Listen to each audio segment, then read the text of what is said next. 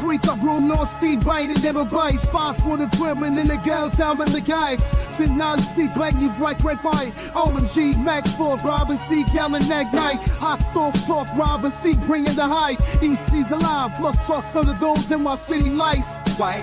Queens got the dreams united. On the rag, Trump out, bring me stack. Night and under that chocolate flag. Smack that home out the park. Fuck the deafening black. Side game time, Robin CP time to ignite. Under NYC skies, we fight the good fight. Remains cheer in the orange, we unite. Mets forever. I'm 50 in sight. Mets riding high. Energy like a live wire. Queen City chance. Passion never tires. Grand slam dreams and paces focus fast. Holding it steady, cause we know we gonna last. We the kings of the field, time to ignite. Under NYC skies, we fight the good fight. Remain cheer in the orange, we unite. Mets forever, I'm 50 in sight.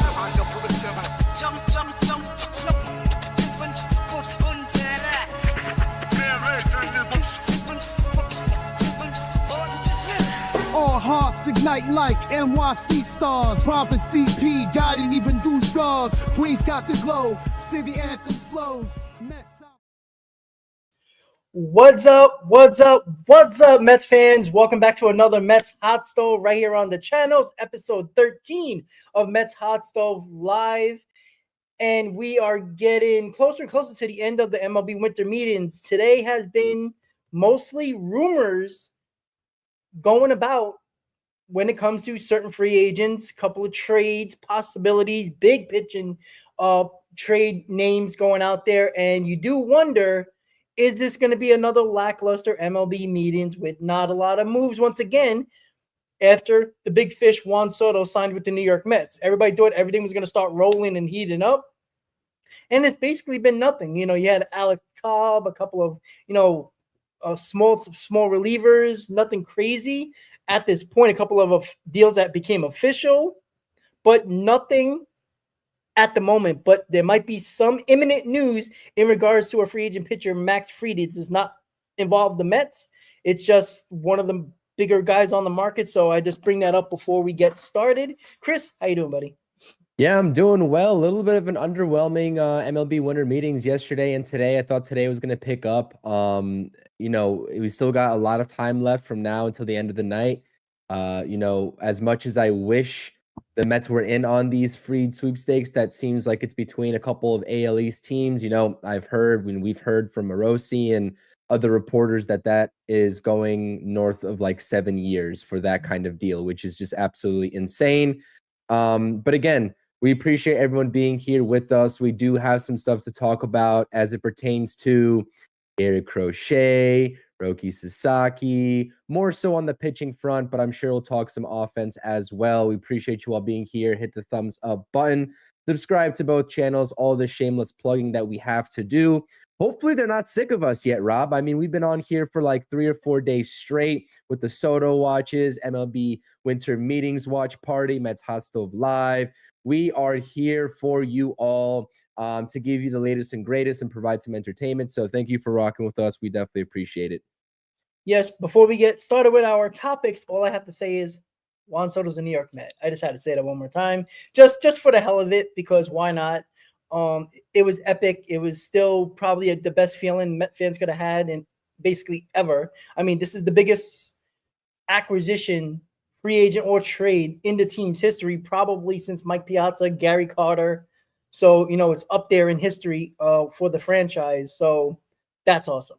All right. So let's get started with David Stearns. And I want to thank Chris for this because I was running errands after work and he was the one that brought that up, that Stearns canceled an MLB Network appearance. Also, Brian Cashman did too, the same day, which was kind of interesting. And I kind of have an opinion about that, or a little bit of a, idea to why. But Stearns did cancel his MLB Network appearance not too long after Cashman did the same thing.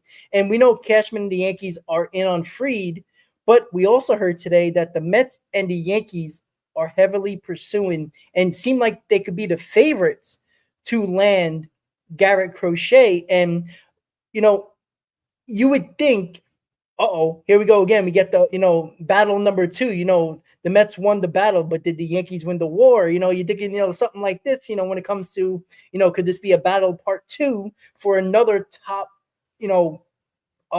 pitcher or top player that could be available? And it's very possible. But again, I think the Cashman thing is probably more with Fried as more stuff has been coming out. But with David Stearns canceling the MLB Network appearance, again, this is odd from GMs, right? They would usually go on, be on their phones most of the time, looking down at their phones and everything like that. And they would, and the host would like make jokes about looking at their phones. You want to tell us the news and all that stuff. So them canceling, specifically Stearns canceling that appearance, tells me that something's in the works and it's more legitimate and it's more approaching than we actually think.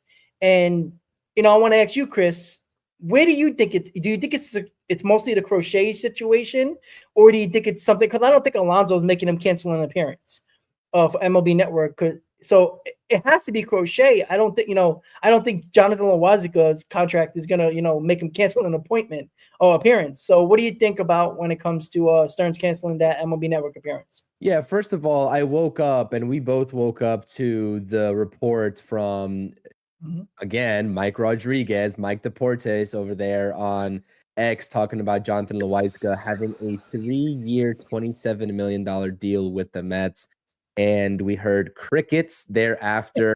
We know that the Mets are probably interested on Loaisiga, but $9 million AAV over the course of 3 years after coming off of UCL surgery does not sound right at all. And I questioned that report immediately. And I think Robert Murray right thereafter was also one of the major reporters to debunk that. So again, Loaisiga is still a fit for this bullpen, but we don't have anything official there for some people who were messaging me about that. Yeah, Crochet, that report from Ken Rosenthal came out of nowhere last night. Nowhere. And I was honestly getting ready for bed and I saw that and I made a little bit of a video about it on my channel talking about this bombshell pretty much that Rosenthal dropped, because again, we knew that the Mets would probably check in on Garrett Crochet. We were talking about the prospect capital. Rob, we were talking about both of our trade proposals for Garrett Crochet at one time on both of our channels and on one of our live streams. And then it went quiet, right? It went quiet on the Garrett Crochet talks. We've been pivoting to Luis Castillo. We even mentioned like Framber Valdez. And now we understand what the market is looking like for Garrett Crochet. Obviously, some NL Central teams are in on him. The Phillies are said to be in on him. We don't know if the Red Sox are going to be in on Garrett Crochet. And that is the most interesting team to look out for, as they are also pursuing Fried and Burnes. I would imagine if they strike out on both of those guys who have large markets, they would pivot to Garrett Crochet. And at that point, it would be very, very tough for the Mets to outbid them prospect-wise. But Mets versus Yankees 2.0 for Crochet. Again, there's a lot of differences in opinions. I'm sure we'll talk about what a potential return could look like. But if David Stearns canceled his MLB Network, interview, and he's working on a Garrett Crochet trade right now, then you know what? Let him do his job. But yeah, I do find that curious because we actually did hear from David Stearns in an SNY interview. I think the MLB Network interview was scheduled to be later tonight, which was canceled. But we did hear him talk about Roki Sasaki. We heard him talk about Kodai Senga as well, who has not started throwing the baseball as of yet this offseason. And they said it's not abnormal. But again, you have to think, right? Like, not throwing. I mean, we know the injury concern that he has had this entire season in 2024, this past year. So again, it's just kind of like a red flag in the back of your mind, but not a big enough red flag yet. But he did finish that statement for Kodai Senga up by saying that they expect him to be the opening day starter again, which I'm not sure if that is an indicator of what their plans are for the rotation as well in itself. Maybe, maybe not. But yeah, I would love to imagine, and maybe this is just a false hope because the winter meetings have been so quiet, that something's cooking up for the New York Mets tonight, and that's why David Stearns canceled his MLB Network interview. Yeah, you're not going to be in on Crochet, and that has been confirmed. And Stearns talked about they're going to do their best to try to land Sasaki and tell me that Kodai Senga is the ace on open day. Of course, as of right now, he's going to say that, right? Just like he was talking about other guys that might have been available and weren't even bringing up Juan Soto, right? We all knew they were in on him. So, again, I think that's a lot of smoke and mirrors when it comes to saying Kodai Senga is the opening day starter at this point because, well, yeah, because Crochet's not a Met and Manaya's not a Met, and somebody else is not a Met. That could be a top line starter, but yeah, I'm already annoyed with Senga. This guy needs everything to go perfectly. He's basically DeGrom 2.0 when it comes to needing to feel 100% to get on the mound. Right? DeGrom is great when he's healthy. But how many times did he couldn't pitch because, he felt a little something or, he was a little sore and it might have been something and basically didn't pitch. That worries me with Kodai Senga because the whole issue with Kodai Senga was he could have came back a little bit earlier prior to when he did against Atlanta. But what happened was he wasn't feeling 100% right. And I know that's like, all right, Rob, shut up. But your team was going through it. Your team was, trying to get back to relevancy and was starting to look better and getting hot and starting to go on a roll. You needed Kodai Senga. And this is where I get mad about with some pitching. And this is what always a little irked me about DeGrom. And I think it irked the Mets. When the Mets needed DeGrom the most, especially later on, before they finally just said good riddance, those last couple of years, you really need DeGrom to step up. And it felt like he never wanted to go out there unless he was 100%. Find me a pitcher that's 100%, right? 75%, 80%, maybe even 90% if you're pushing it. You go out there for your team. And I feel like Kodai Senga is not doing that. And I feel, and it annoys, I know he's got really good stuff, but you can't trust him being healthy. I'm just sorry, right? It's December 10th, so I'm not going to go completely nuts, but him not throwing at all, there's already throwing regimens from a lot of pitchers already, right? They're already starting to throw, starting to loosen up, all that. Some of them are in the fall leagues, some of them in the winter leagues in the Caribbean as well. So they're already stretching themselves out, working on their arms, and Kodai Senga is doing nothing, right? We're only 2 months away until pitchers and catchers, guys. Like, it's not that far away, right? You can't have Kodai Senga still trying to, get prepared to pitch in a spring training game and pitch 20 pitches. And then, hopefully he stretches out, hopefully with no injury. Because if there's any setback, he's not starting opening day if that happens to be the case. So I'm sorry I went on that rant there. That kind of annoyed me when it comes to Kodai Senga that he's not throwing yet. Because I heard that. I'm like, are you serious? Like, I'm not saying, go out in the backyard and throw 100 pitches. But he's not throwing at all. Apparently, so this is another thing, Chris. Why isn't he throwing? The Mets were so confident in him to pitch him in the playoffs, but he can't throw? So was he actually hurt? And the Mets just threw him out there just to throw him out there?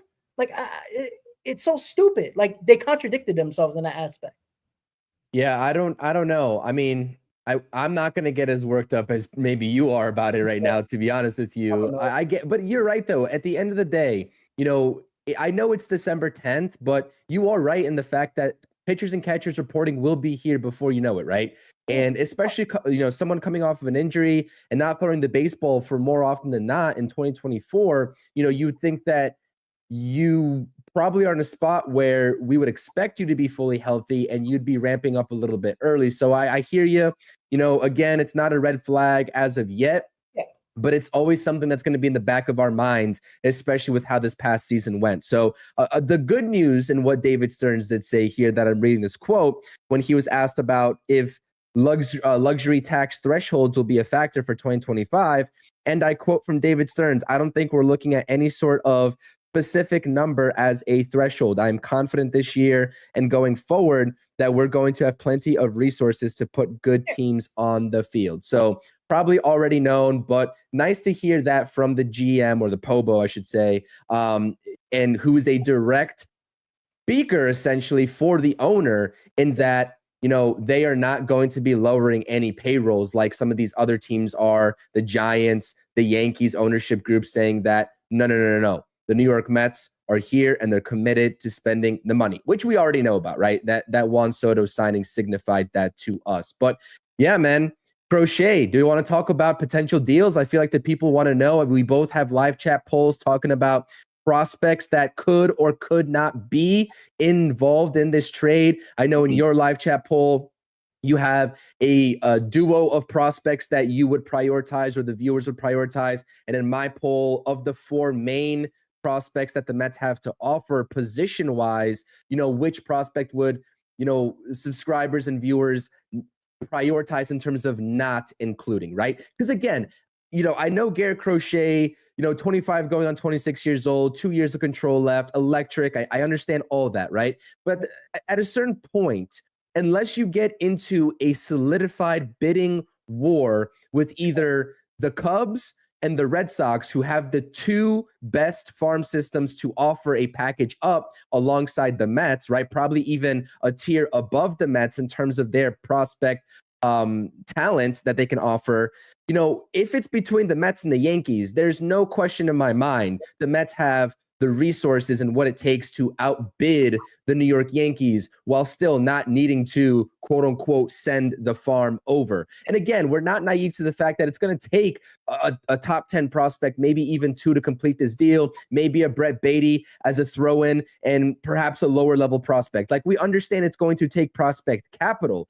But again, you know, I saw a trade proposal out there talking about, you know, Colin Houck, Drew Gilbert, and Jet Williams, and I forgot the 4th prospect that they had over there. So again, there's just like a certain line where in initial talks you just don't cross until you absolutely need to. Now, we don't know. For all we know, maybe a team like the Cubs, you know, are sneakily involved in this market because they want to get that lefty pitcher. We know that they need one because they were already engaging in trade talks with the Diamondbacks for Jordan Montgomery. Obviously, Garrett Crochet is a lot better of a pitcher than Jordan Montgomery. So we don't know, besides the Mets and the Yankees and presumably the Phillies, who's really in on Garrett Crochet heavily. Now, there was a report, and I forgot who actually stated this, which reporter stated this, saying that although the Phillies are in on Garrett Crochet, they would not be as inclined to offer their best offer in terms of prospect return than some of the other teams. So at least that's good news. But again, things can change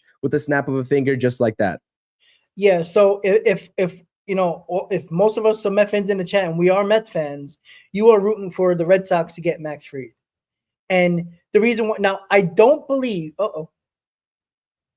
Sorry, as I mute. Max Fried to the Yankees per Jeff Passan. 8 years, $218 million. Wow. 8-year contract for Max Fried. Breaking news, ladies and gentlemen, from Jeff Passan himself. Sorry, Rob, I was on mute there for a second on my mic, but I was like getting excited. This is why we do these streams, right? For stuff like this to happen. Yeah. So 218 divided by 8, that's $27.25 million for Max Fried over the course of, 8 years. And again, another lefty off the board. So presumably the lefties that are still on the board is a trade for Garrett Crochet and old friend Sean Manaea.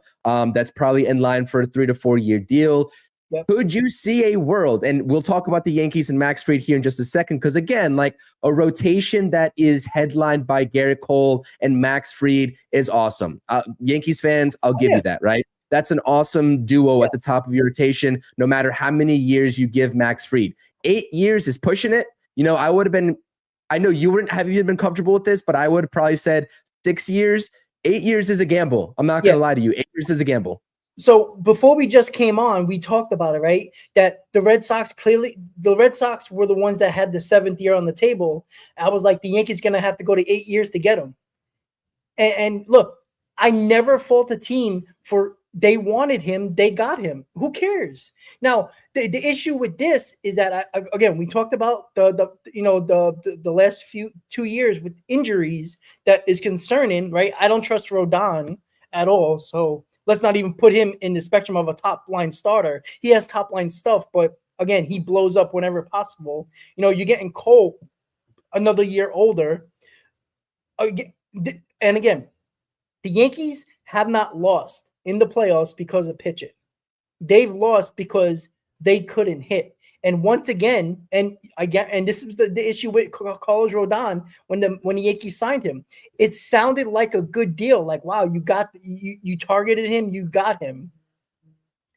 You targeted Max Fried, you got him.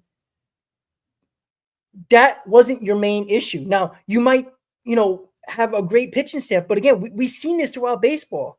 And again, everybody who is talking about, pitching wins you championships, again, the Yankees have not pitched badly in the postseason, right? It has been the offense that did not step up. So here we go again with the Yankees, and there was a lot of Yankee fans. If you listen to WFAN, and I know Ken's in the chat right now, listen to WFAN. The Yankee fans keep on saying, we don't need more pitching because pitching has not been the issue. Even with Cole struggling and not being as good as he was last year or 2023, and with Rodon obviously pitching better than 2023, which is not saying much, but they, Clark Schmidt came back. Their rotation was pitching fine. It was the offense that was an issue, and it was the issue throughout the entire year, minus Soto and obviously Aaron Judge. But when it came to playoff time, you had 2 out of your 9 hitters. 2 out of your 9 hitters actually provide offense. And that's where the Yankee fans are going to continue to complain. They were complaining about it on the radio, about that. Like, yeah, great, Max Fried, wonderful. But that does not do enough for what they're trying to. And again, they can get Bellinger, which, again, I'm sorry. If you replace Bellinger for Soto, that's not enough. I'm sorry. Bellinger's a solid player, but he's not the MVP he was with the Dodgers. He's just not. He's not the same player. And that's not even filling out enough holes for the Yankees. And that's the concern. And again, I love when a team targets a player and gets him. Yeah. You can be excited about that, but it's hard. If I'm a Yankee fan, I would not look, even if this was the Mets. If this was the Mets, now the Mets obviously need more pitching, right? So we need a top line starter, right? The Yankees have Garrett Cole, right? An 8-year deal for a pitcher like this is top line starter money. And again, when you get to the playoffs, then again, Fried has not been good in the playoffs, by the way. No, he got smoked these playoffs by the Padres. So yeah, he's been bad in the postseason. So again, if Yankee fans only care about postseason and World Series, which it's 16 years now. I was ending high school the last time, I was in college the last time they won a World Series. So just think the fact that they got an 8-year deal. Now, I think they got Carlos Rodon kind of on somewhat of a bargain when it came to years. Money-wise, I don't care about the money. The years are the issue. 8 years for Max Fried. I'm sorry. Right. Chris, you really wanted Max Fried. You were talking 5 years, possibly 6. Yeah. Not 8. But again, no. You don't fault the Yankees for targeting that guy. They had to get him away from the Red Sox. This is the thing that I was talking about with Soto. It had nothing to do with the Mets, the Yankees, when it came to Soto to the Mets. They needed to outperform the 2 AL East teams when it came to their contract to save face. This situation, you can't have him go to the AL East rival. And that's why the Yankees probably went to the 8th year. And that's just... They paid him. Now Max Fried is officially has the 4th highest pitcher total contract in the history of the game. Garrett Cole is number 2, and he's number 4. Yeah, and again, this is not faulting the Yankees because they targeted somebody. But again, this is the issue that Yankee fans have been having with Cashman, is that the issues that the Yankees really have, and now again, $27.25 million.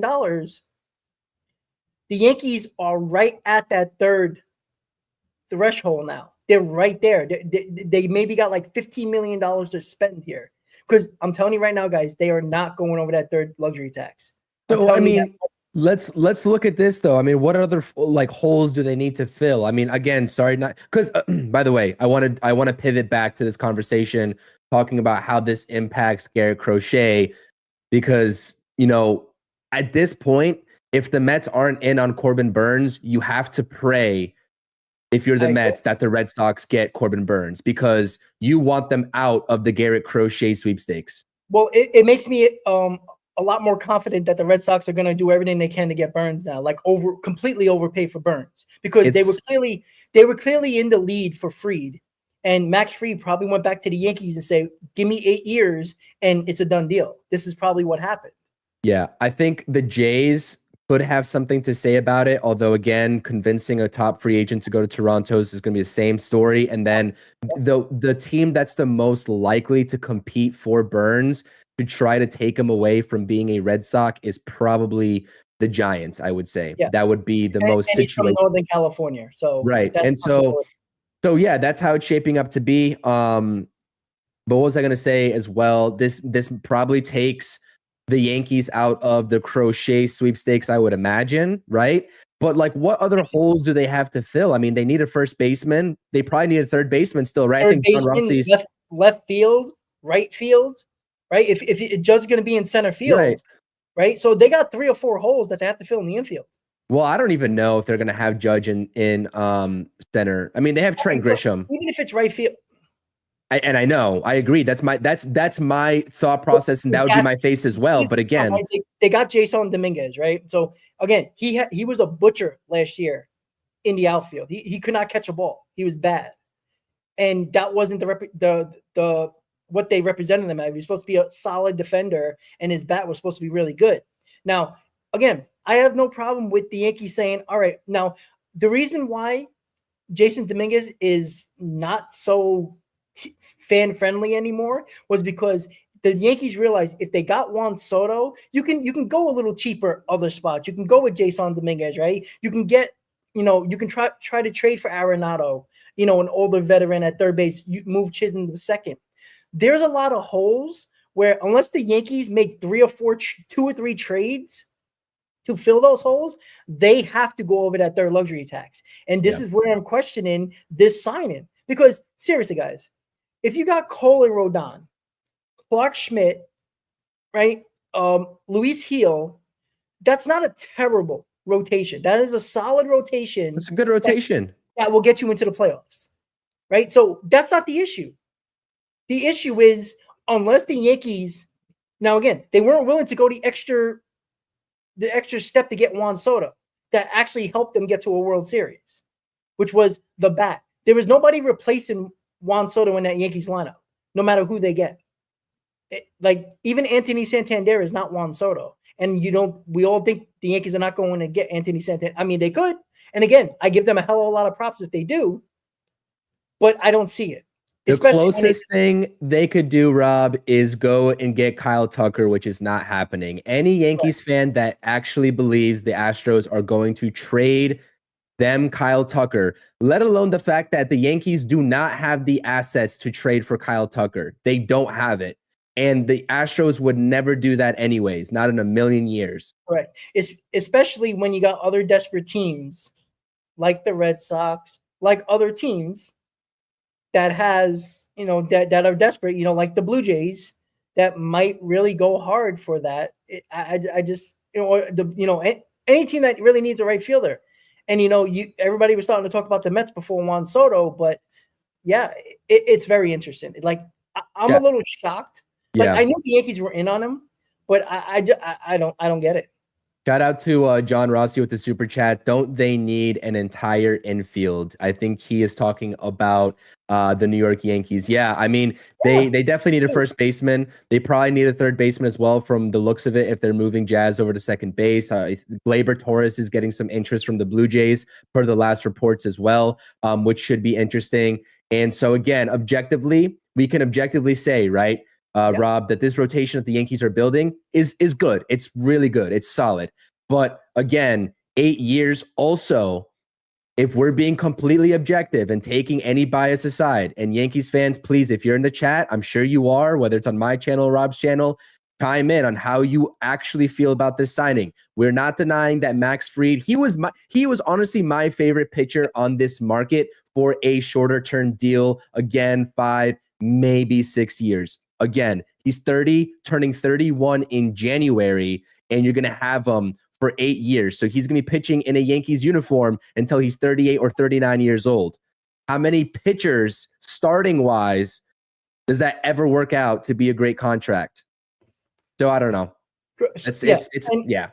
I see people in the chat talking about the Red Sox are going to be a real challenger for Crochet. I think that's kind of out of the question, only because the Red Sox GM and I believe the president of the Red Sox as well also said on a radio station, WEEI, that they are not trading Roman Anthony, who is their top overall prospect in their system, who's an outfielder, and he's projected to be up this year. They're not trading him. They already said that. So I find it hard to believe that the Red Sox are going to get Crochet without giving up Anthony.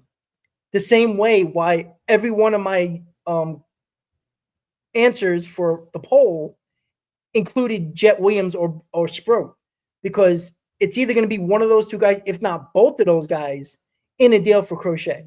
No, right? I don't think they're getting rid of Sproat, man. No chance. Well, they might not. Well, then they're not getting Crochet. I mean, they could.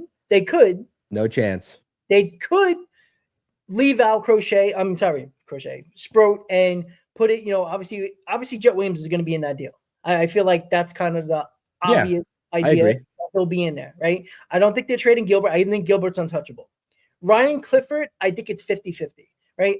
I don't see them trading both guys they got from Verlander. I don't see that. They might trade Clifford. I think Gilbert's untouchable, and I think Sproat's untouchable. But again, you have to think you're getting a 25, 26-year-old young pitcher with control, which you'll probably extend, which will be a lot cheaper than Fried and Burnes, because when you extend, you're buying out arbitration years, so it might cost you $150 million for a pitcher that has a ton of less innings than Fried, a ton of less innings than Burnes, who is a guy that is a fireballer. He is a pitcher. He is damn good, right? And again, the reason why we keep on talking about Crochet, because Burnes is probably unlikely. Max Fried has got 8 years, 218. What the hell do you think? Everybody believes Burnes is better, if not much better. He's going to probably get 8 or 9, probably 9 years at this point. If Fried got 8, Burnes is going to get 9, if not 10. He's going to get north. He's probably going to get close to $300 million. Going to get a Garrett Cole 2.0 contract. Correct. He might get over Garrett Cole's contract. He might have the number 1 pitching contract in baseball, but when it's all said and done. So also some breaking news. I was completely unaware that the lottery draft drawing was tonight, and the Nationals won it. The Washington Nationals won it. And they seem to be lucking out like just recently. I don't know what it is, man. They don't have a record either. Like you were thinking the Rockies, the Marlins, like the Rockies, they were on MLB Network talking like they were hoping they can actually get it. And that see that this is why it's annoying, because the Nationals really don't have to spend any money, because these top prospects, they've been getting the number 1, number 2, number 3 pick in the draft for like 5 years straight. And you're going to get a phenom. You are. And good for them. But again, they don't have to spend money. Like they're scary. They're on the verge over the next year or two to be a threat in the NL East. And not only do we have to worry about the Phillies and the Braves, we're going to have to worry about the Nationals, who are going to be a pesky pain in the ass, even when they're not on that level yet. They're going to be a pain in the ass to everybody in the NL East. Which is why a lot of people also had them in the Alonso running, right? Because they're a team that is not there yet, but they're on the verge of potentially being there. You talk about a rotation that has Mackenzie Gore leading the way. You've got, right, the assets that they got in that Soto deal, right? James Wood, Abrams, their draft pick in Dylan Cruz. Like again, like I've got a lot of buddies who are Nationals fans, and they have not been excited about Nationals baseball at all. Oh, something else happened? Breaking news. Jeff Passan, The Toronto Blue Jays are finalizing a trade to acquire 3-time Gold Glove winner second baseman Andres Jimenez from the Guardians. Wow. That means they're not getting Gleyber Torres now, unless they put him at shortstop. Ex-New York Met on the move. Interesting. And that's so a good who won the trade now? So who won the trade now, by the way, for Lindor and Jimenez? Because everyone's saying that the Mets lost that trade, by the way, if I may remind everybody. Yep. And just think the Guardians have nobody from that team, from that trade anymore. Well, they just extended Ramirez, didn't they? Yeah. So I don't understand the move. I don't get it. I think Jimenez is coming up on either arbitration or he's going to be a free agent. So that's probably the reason why they're not spending money. That's why I was kind of like, that's why when I was talking about center field trade targets in one of my videos earlier that I dropped a couple weeks ago, I said Lane Thomas. If we can strike a deal for Lane Thomas, I'd be interested. Because again, the Guardians are a team that, they're a perpetual good team, but it's just like, you're not going to win a championship operating under that philosophy. I mean, it makes zero sense. So, good for the Blue Jays. They got a great one, honestly, at this point. Jimenez is a solid player. And I think it was Boo that said that he's an overpaid player. He's not overpaid. He's still under his rookie deal. He's not even, I think he's going to be a free agent. That's because I think he's a free agent after this year. Because he came up with the Mets in 2020. So he has service time. So right. Yeah, I think it's 2025. He's a free agent. So there you go.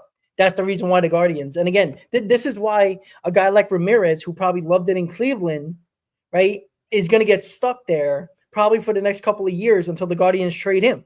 It's probably going to happen at some point. So, again, this is why I can never get behind teams like that, because you got to the ALCS, right? You lost to the Yankees, who were better than you, but you didn't make it easy for them. And you could have done, I'm not saying them to spend a ton of money, but you know what? They got prospects. They could have traded for somebody that can help them out in the rotation, right? Why can't they be involved in Crochet? It's so stupid to me, and it's nuts and very annoying. And this is why when owners of those type of teams complain about Steve Cohen, Hal Steinbrenner, the Guggenheim Group, all the big owners and the big spenders, they complain, but they're pocketing the money they're getting from those owners because of the luxury tax. They're not putting the money back into their team, right? I'm telling you, the next CBA, there needs to be a rule that owners need to spend 50% of the money they pocket that they get from other teams. It just has to. You have to put it back into the team. And that's why I don't feel bad for teams like the Marlins or any other team and the fan bases that, I'm not blaming the fan bases, but a team like Pittsburgh got one of the best stadiums in the country in Major League Baseball. It's a great atmosphere. It's a great ballpark, a great town, downtown Pittsburgh. It's beautiful. It's great. Yet the owner is a cheap bastard. Wait, hold on, Rob. Hold on. We need to have a different discussion here because I just looked at Andres Jimenez's contract. He already signed an extension with Cleveland. I had no idea about. So we need to change the tune of this because he's under contract until at least 2030 because he has a club option that year, and he's an unrestricted free agent in 2031 when he's 32 years old. So so he's not a free agent next year. He's got 1, 2, 3, 4, 5, at least 6 years of control left. Well, again, but the Guardians didn't want to pay the money that they extended him with. You see, this is how stupid these organizations are. Well, we got to see what they get in return for him. I mean, it can't be much if Toronto's taking on the salary. Right. Well, we don't know that just yet. Yeah. I mean, I would think they're taking on the salary. The Guardians are probably not going to pay any of it. And they're probably going to get not much back. And again, my point is still proven. This is not helping the Guardians here who got to the ALCS. This is why fan bases, and you know what? The Mets were part of this for a while with the Wilpons when they were basically a New York team that was in a secondary market, in a lower tier market, it felt like. And they ran the team like that for years after Madoff. But man, it's do you think this means that the Blue Jays are more again, I mean, Bo Bichette is also going to be a free agent. Do you think that this move signifies that they're going to be more willing and more aggressive to extend Vladdy Jr. and just not be open to trading him? I don't think they're trading him regardless this offseason, like a lot of other Mets fans want to, try to pursue. I don't think that's on the table. I don't think Guerrero is signing an extension. I Sure, think because he's so young, becoming a free agent, he just saw what Juan Soto got. You think he's going to take an extension for less money? I doubt that. Well, he's hoping that Boris comes through clutch for Pete Alonso because he's going to beat whatever Pete Alonso makes. Well, I don't even think the Guerrero thing with Pete Alonso has anything to do with it, because I think, Alonso is what, 3-4 years older than him. Guerrero is what, 26, 27? So he's younger. So he's going to get probably the 12, 13-year deal. Probably around $500 million, probably like that. It seems like that. So I don't think the Blue Jays, and he's going to become a free agent because he wants competition. And being a Boris client, he's going to free agency. So yeah, I mean, I see what the Blue Jays are trying to do here. And look, Andres Jimenez is better than Bo Bichette. Bo Bichette has never lived up to the hype. Andres Jimenez is a better player than Bo Bichette. That's a fact. He's going to solidify I know Jimenez played second base, but Jimenez is probably going to go to shortstop, which is his natural position. He's going to be better than Bo Bichette. He's a contact hitter. He's got a little bit of pop, but he's a guy that's probably going to thrive when you have Guerrero. He's probably going to bat in the top 5 of the lineup somewhere. He's probably going to be somewhere in like 1 or 2 in the lineup. And this is a good move by the Toronto Blue Jays. What I think is that they, like you said, they were in on Gleyber Torres. I mean, they still can get Gleyber Torres. Maybe Gleyber Torres is probably, there's a possibility that Gleyber Torres can get like $26, $27 million a year. He's a glorified DH anyways, so I don't really know. I agree. He's a butcher at playing defense. But so again, another report here is hearing the Yankees are not done in advanced talks with first baseman Christian Walker. Say that again. I'm sorry. The Yankees are reportedly not done, and they are in advanced talks with Christian Walker. Yeah, I do have to say, I think that's a solid move. That would be fine. But again, it's 33, so I'm curious what the years would be on it. This is what they're doing here, and I want to make this clear to Mets fans and Yankee fans, right? Christian Walker, solid ball player, right? Obviously, would thrive at Yankee Stadium. He's 34 years old, right? What are the Yankees trying to do here? They are pushing for a World Series with Aaron Judge, who is going to be, 33, 34?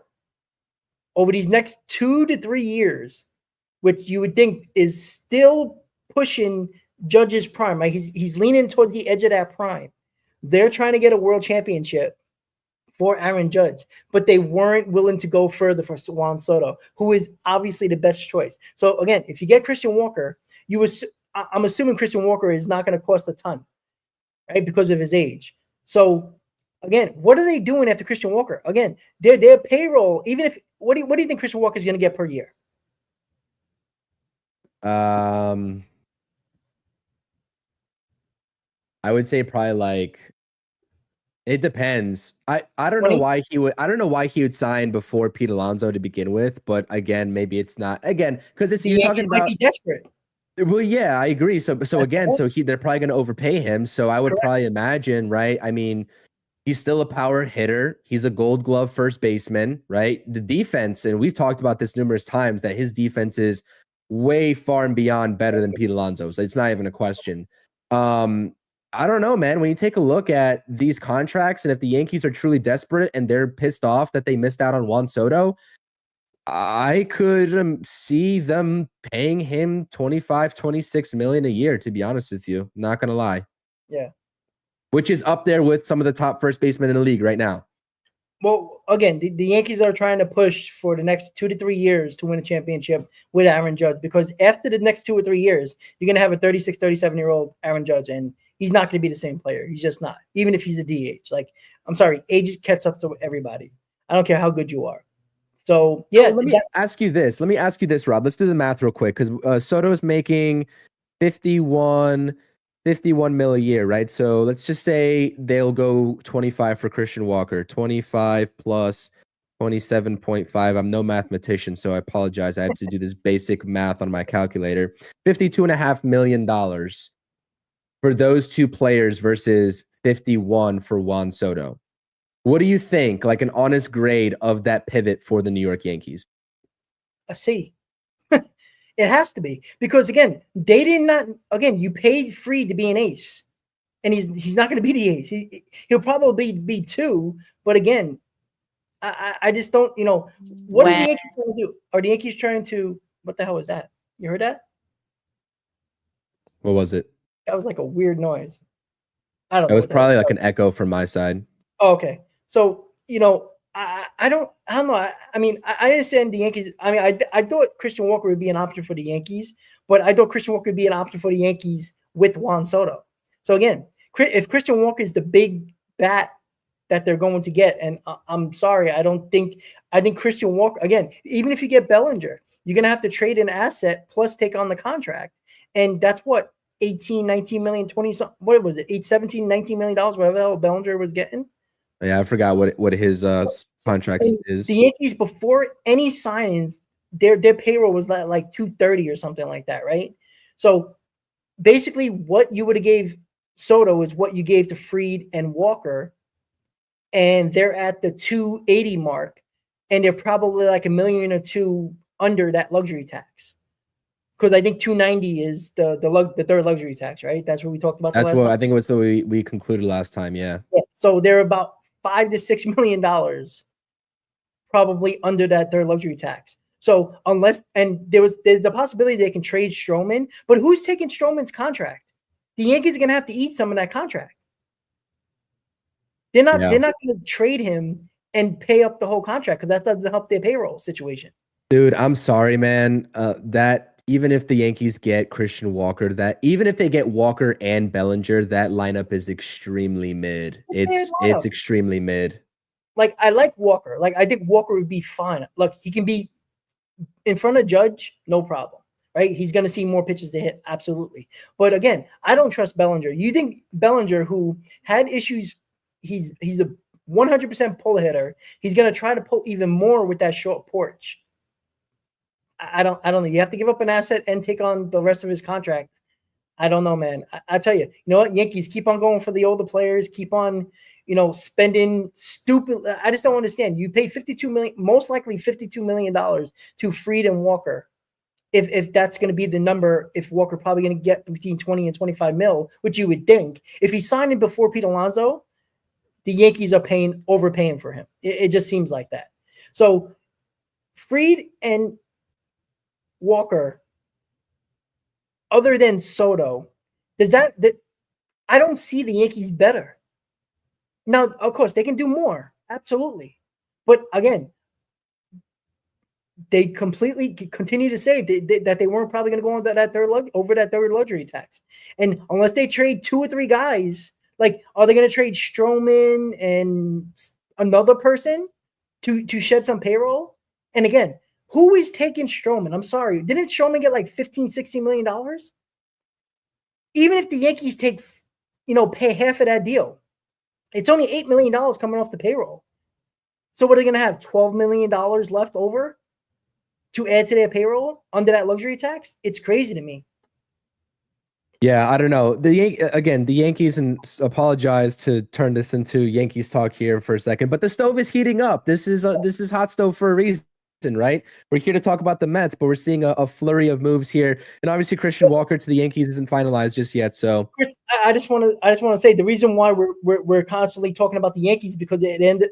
Fried is important because the Mets and Yankees were in on Crochet. That's why we were talking about it, just so everybody knows. Yeah, no, it's all hand in hand. But let's get onto the Crochet talks here too. In terms of the prospects, because you know what, I've seen a lot of Mets fans. And I've seen a lot of subscribers to my channel or on my channel in the comments section. Again, we read all of the comments that you guys have here in the live chat under all of our videos. We read it all. And there's a lot of Mets fans that surprisingly, Spro aside, we're talking about position players here mostly because we assume that's primarily what the package would be surrounded around is position players, going back to the White Sox. That's something that their GM like stated directly that they're looking for. So I've seen a lot of people and a lot of Mets fans say, you know what? Who cares about Drew Gilbert? Who cares about Jet Williams? Do not trade Luis Angel Acuna. That is their prospect that they do not want to part ways with. What are you thinking? I know that you're the ultimate non-prospect hugger. Like you do not care about that at all. So I'm curious to get your perspective of things.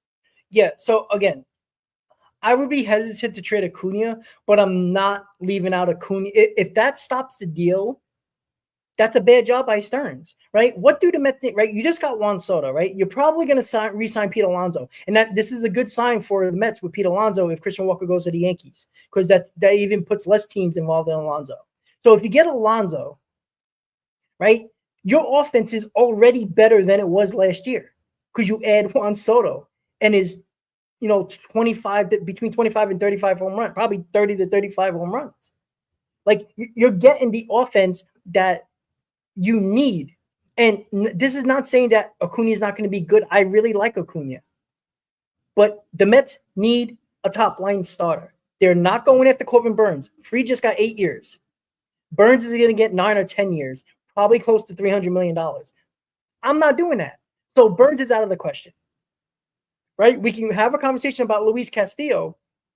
You can take on that contract, $108 million left, and trade maybe a top 20 prospect and a lower level prospect. You don't have to give up a lot if you're going to take up all that money because the Mariners want to shed the payroll.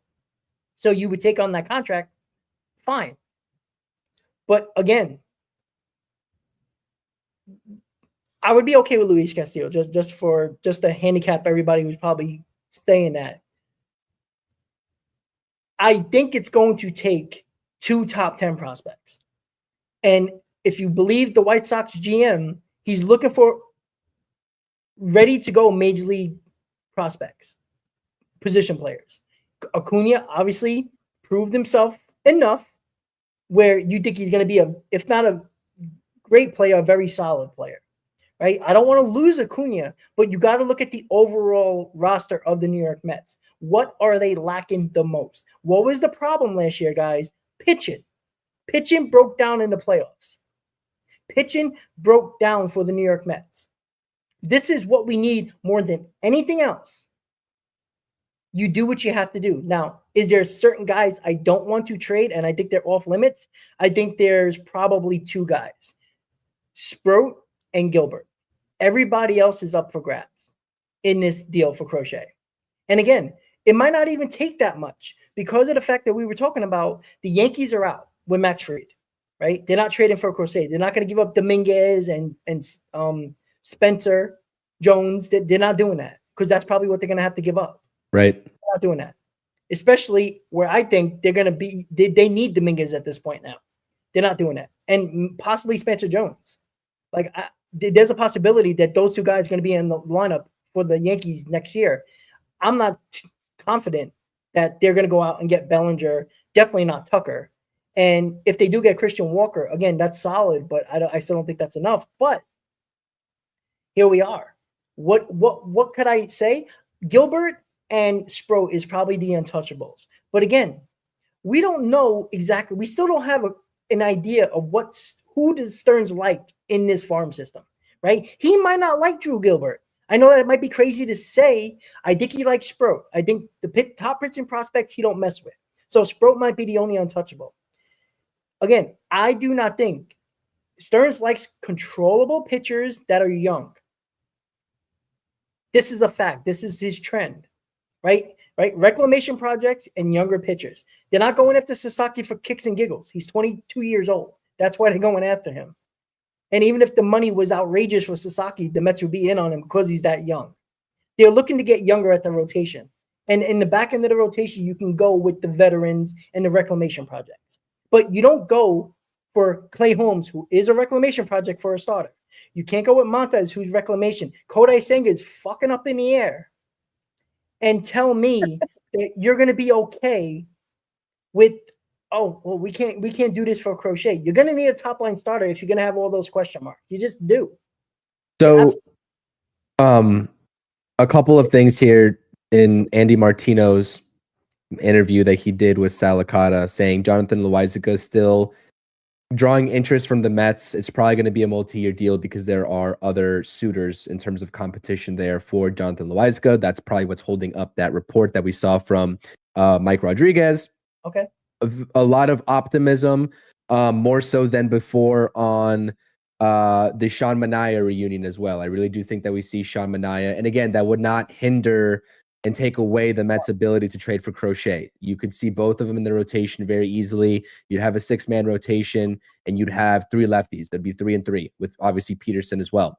So yeah, that's the latest on that. He also talked about Crochet. I got to listen to it. I don't want to listen to it right now while we're on the live stream, but again, I'm not giving away Sproat because I don't think you have to give away Sproat. I don't think that's what the White Sox are looking for. And if they are, then that's a separate discussion. But, I'm under the assumption that this trade can get done without having to include Sproat, which is the best case scenario. Now, everybody else is fair game at this point, right? I agree. But you know what?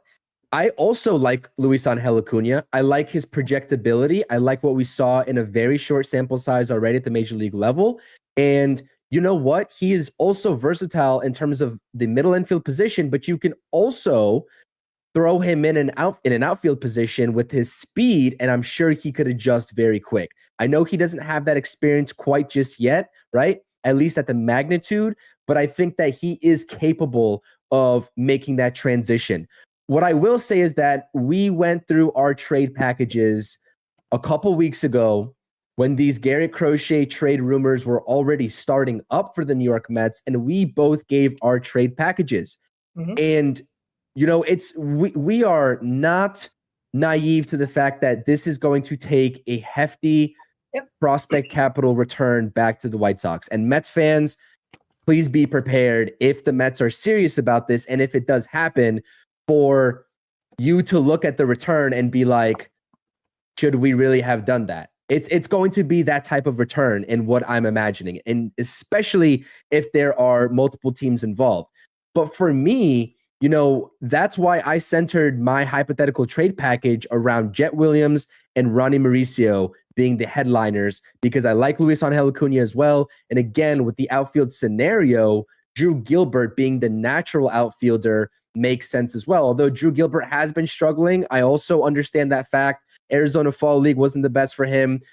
He didn't have a great time in his 2024 campaign. But again, knowing the type of player that he is, the fire that he plays with, I like Drew Gilbert a lot. I've been on record saying that. So I also like Ronnie Mauricio a lot. And I don't want anybody to, get it twisted in terms of, me not believing in Ronnie Mauricio. I do. And I think his bat is going to be explosive at the major league level.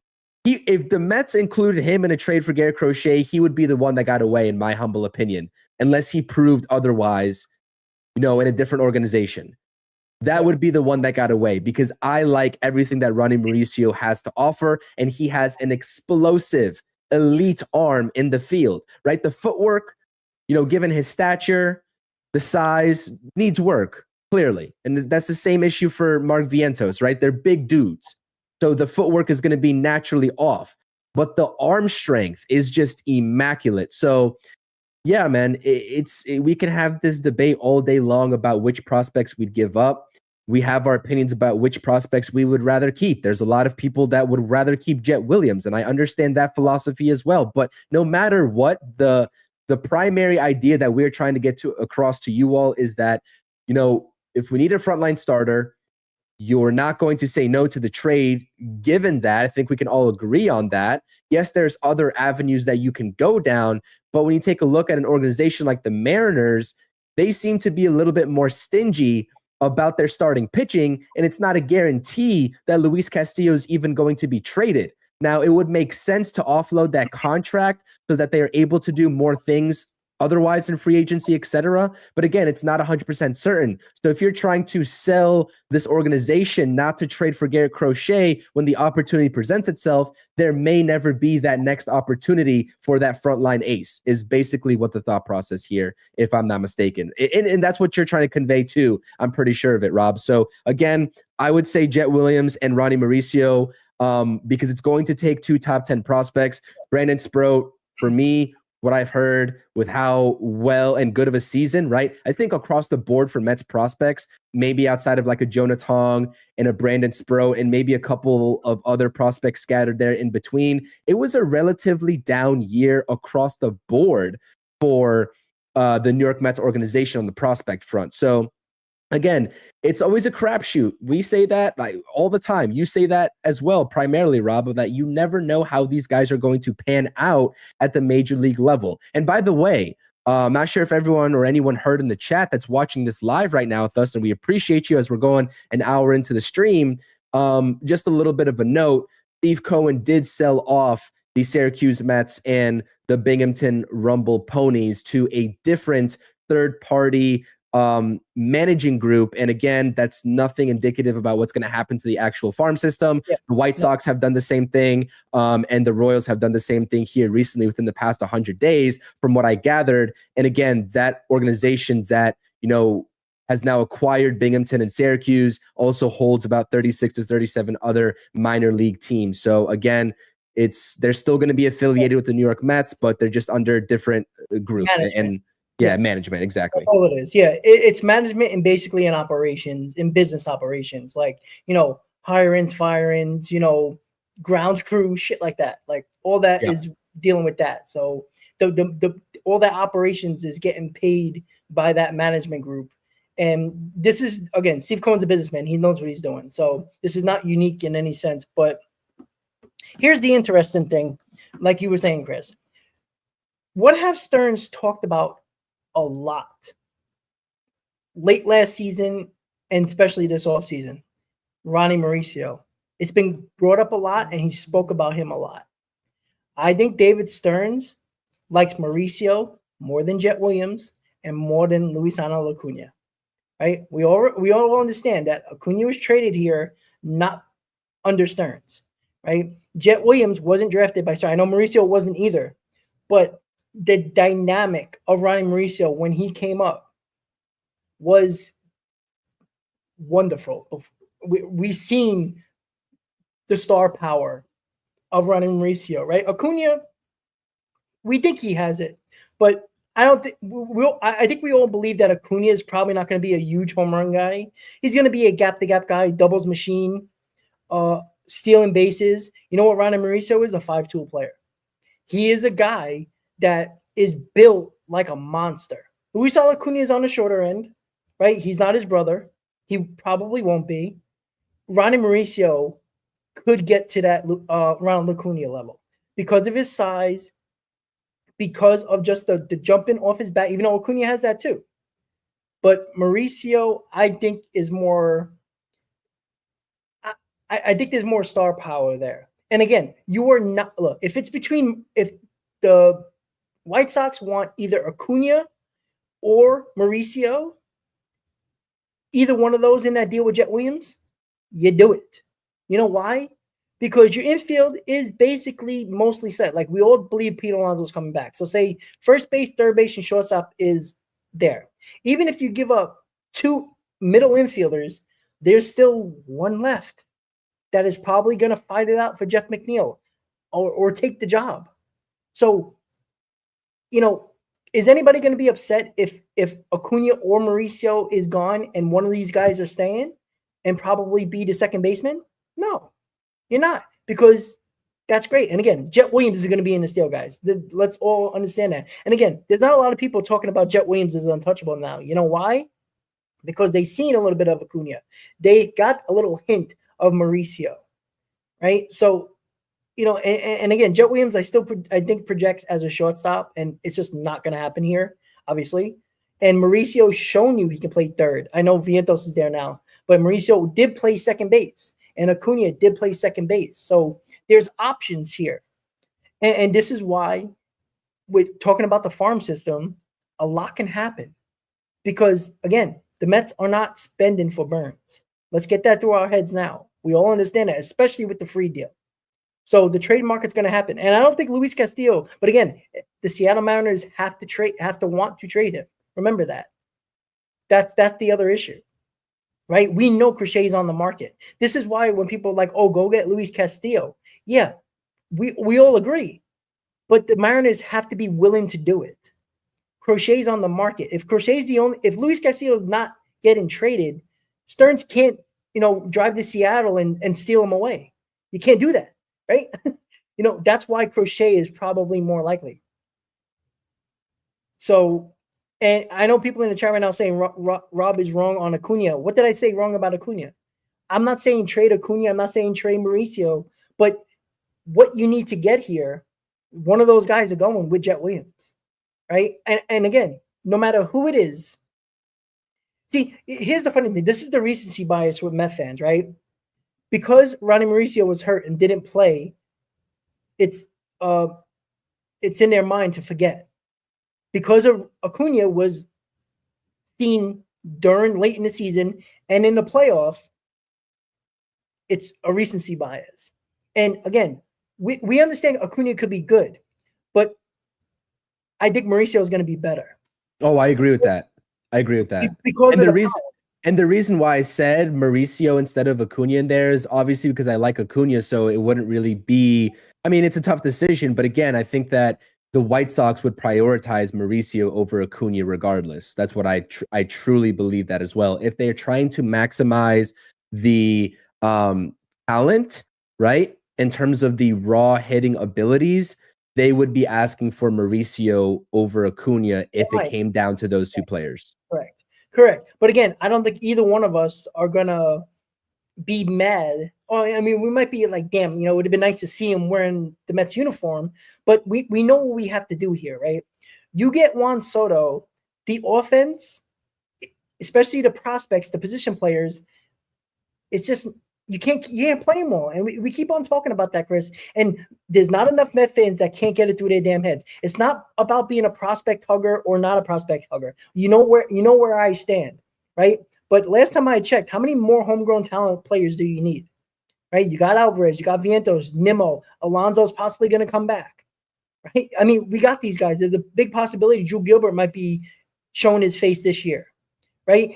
There's going to be somebody at second base, either whatever one of these guys is going to remain left, Acuna, Mauricio, Jet Williams.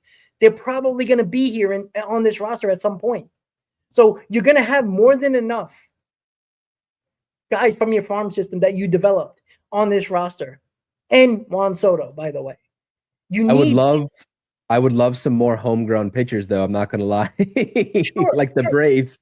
But you know what? That takes time. That takes development, right? That takes guys showing what they can do. And Sproat took a big jump, right? Again, this is another thing too, right?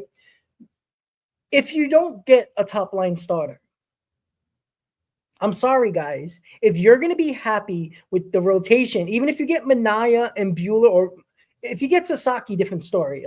But again, you can't wait for Crochet to be off the board and not go after Burnes, and then you have to rely on Sasaki to choose you. That's way too much of a gamble. And David Stearns knows that. That's why they're in on Crochet.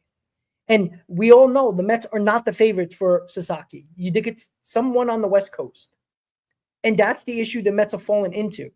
And again, if you don't get Crochet because you think you can get Sasaki, we know the Mets are probably not going to pay for Burnes. You're going to be happy with Minaya, Buehler, and the rest of the rotation when I already talked about the question marks we already have. Sorry, guys. Minaya is not an ace. Please stop believing that. He's not.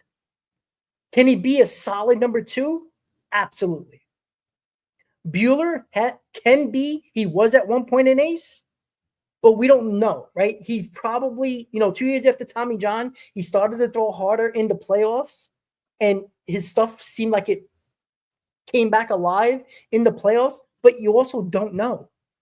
So, now you're hoping for a guy to step up again. And we just don't know that. Well, why you don't get Juan Soto and hope for the best for the rest of the rest of the roster? Because again, great. We can score 6 runs a game. We're going to be giving up 7 runs a game. And that's the issue. Like, there's too much hope.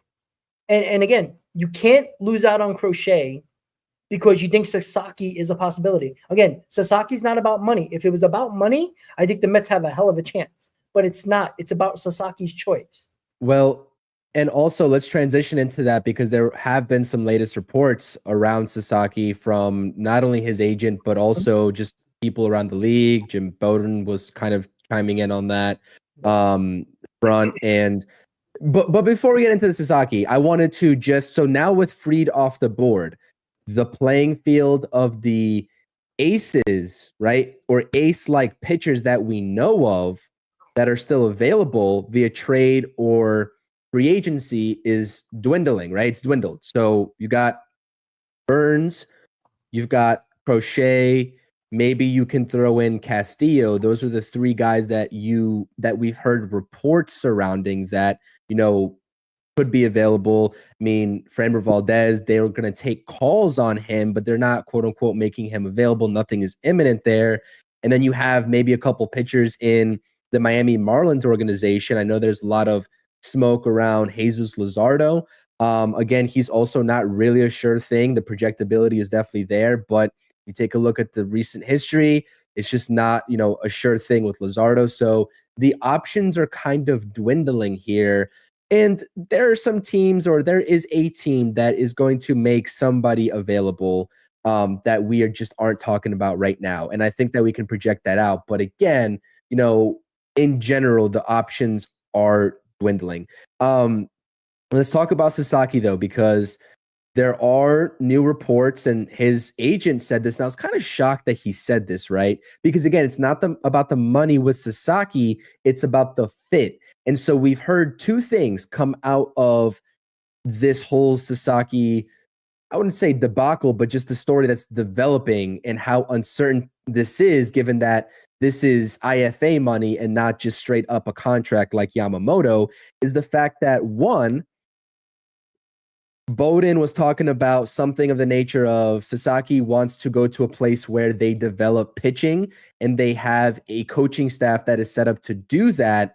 And Jeremy Hefner's name, for one reason or another, was mentioned in that category.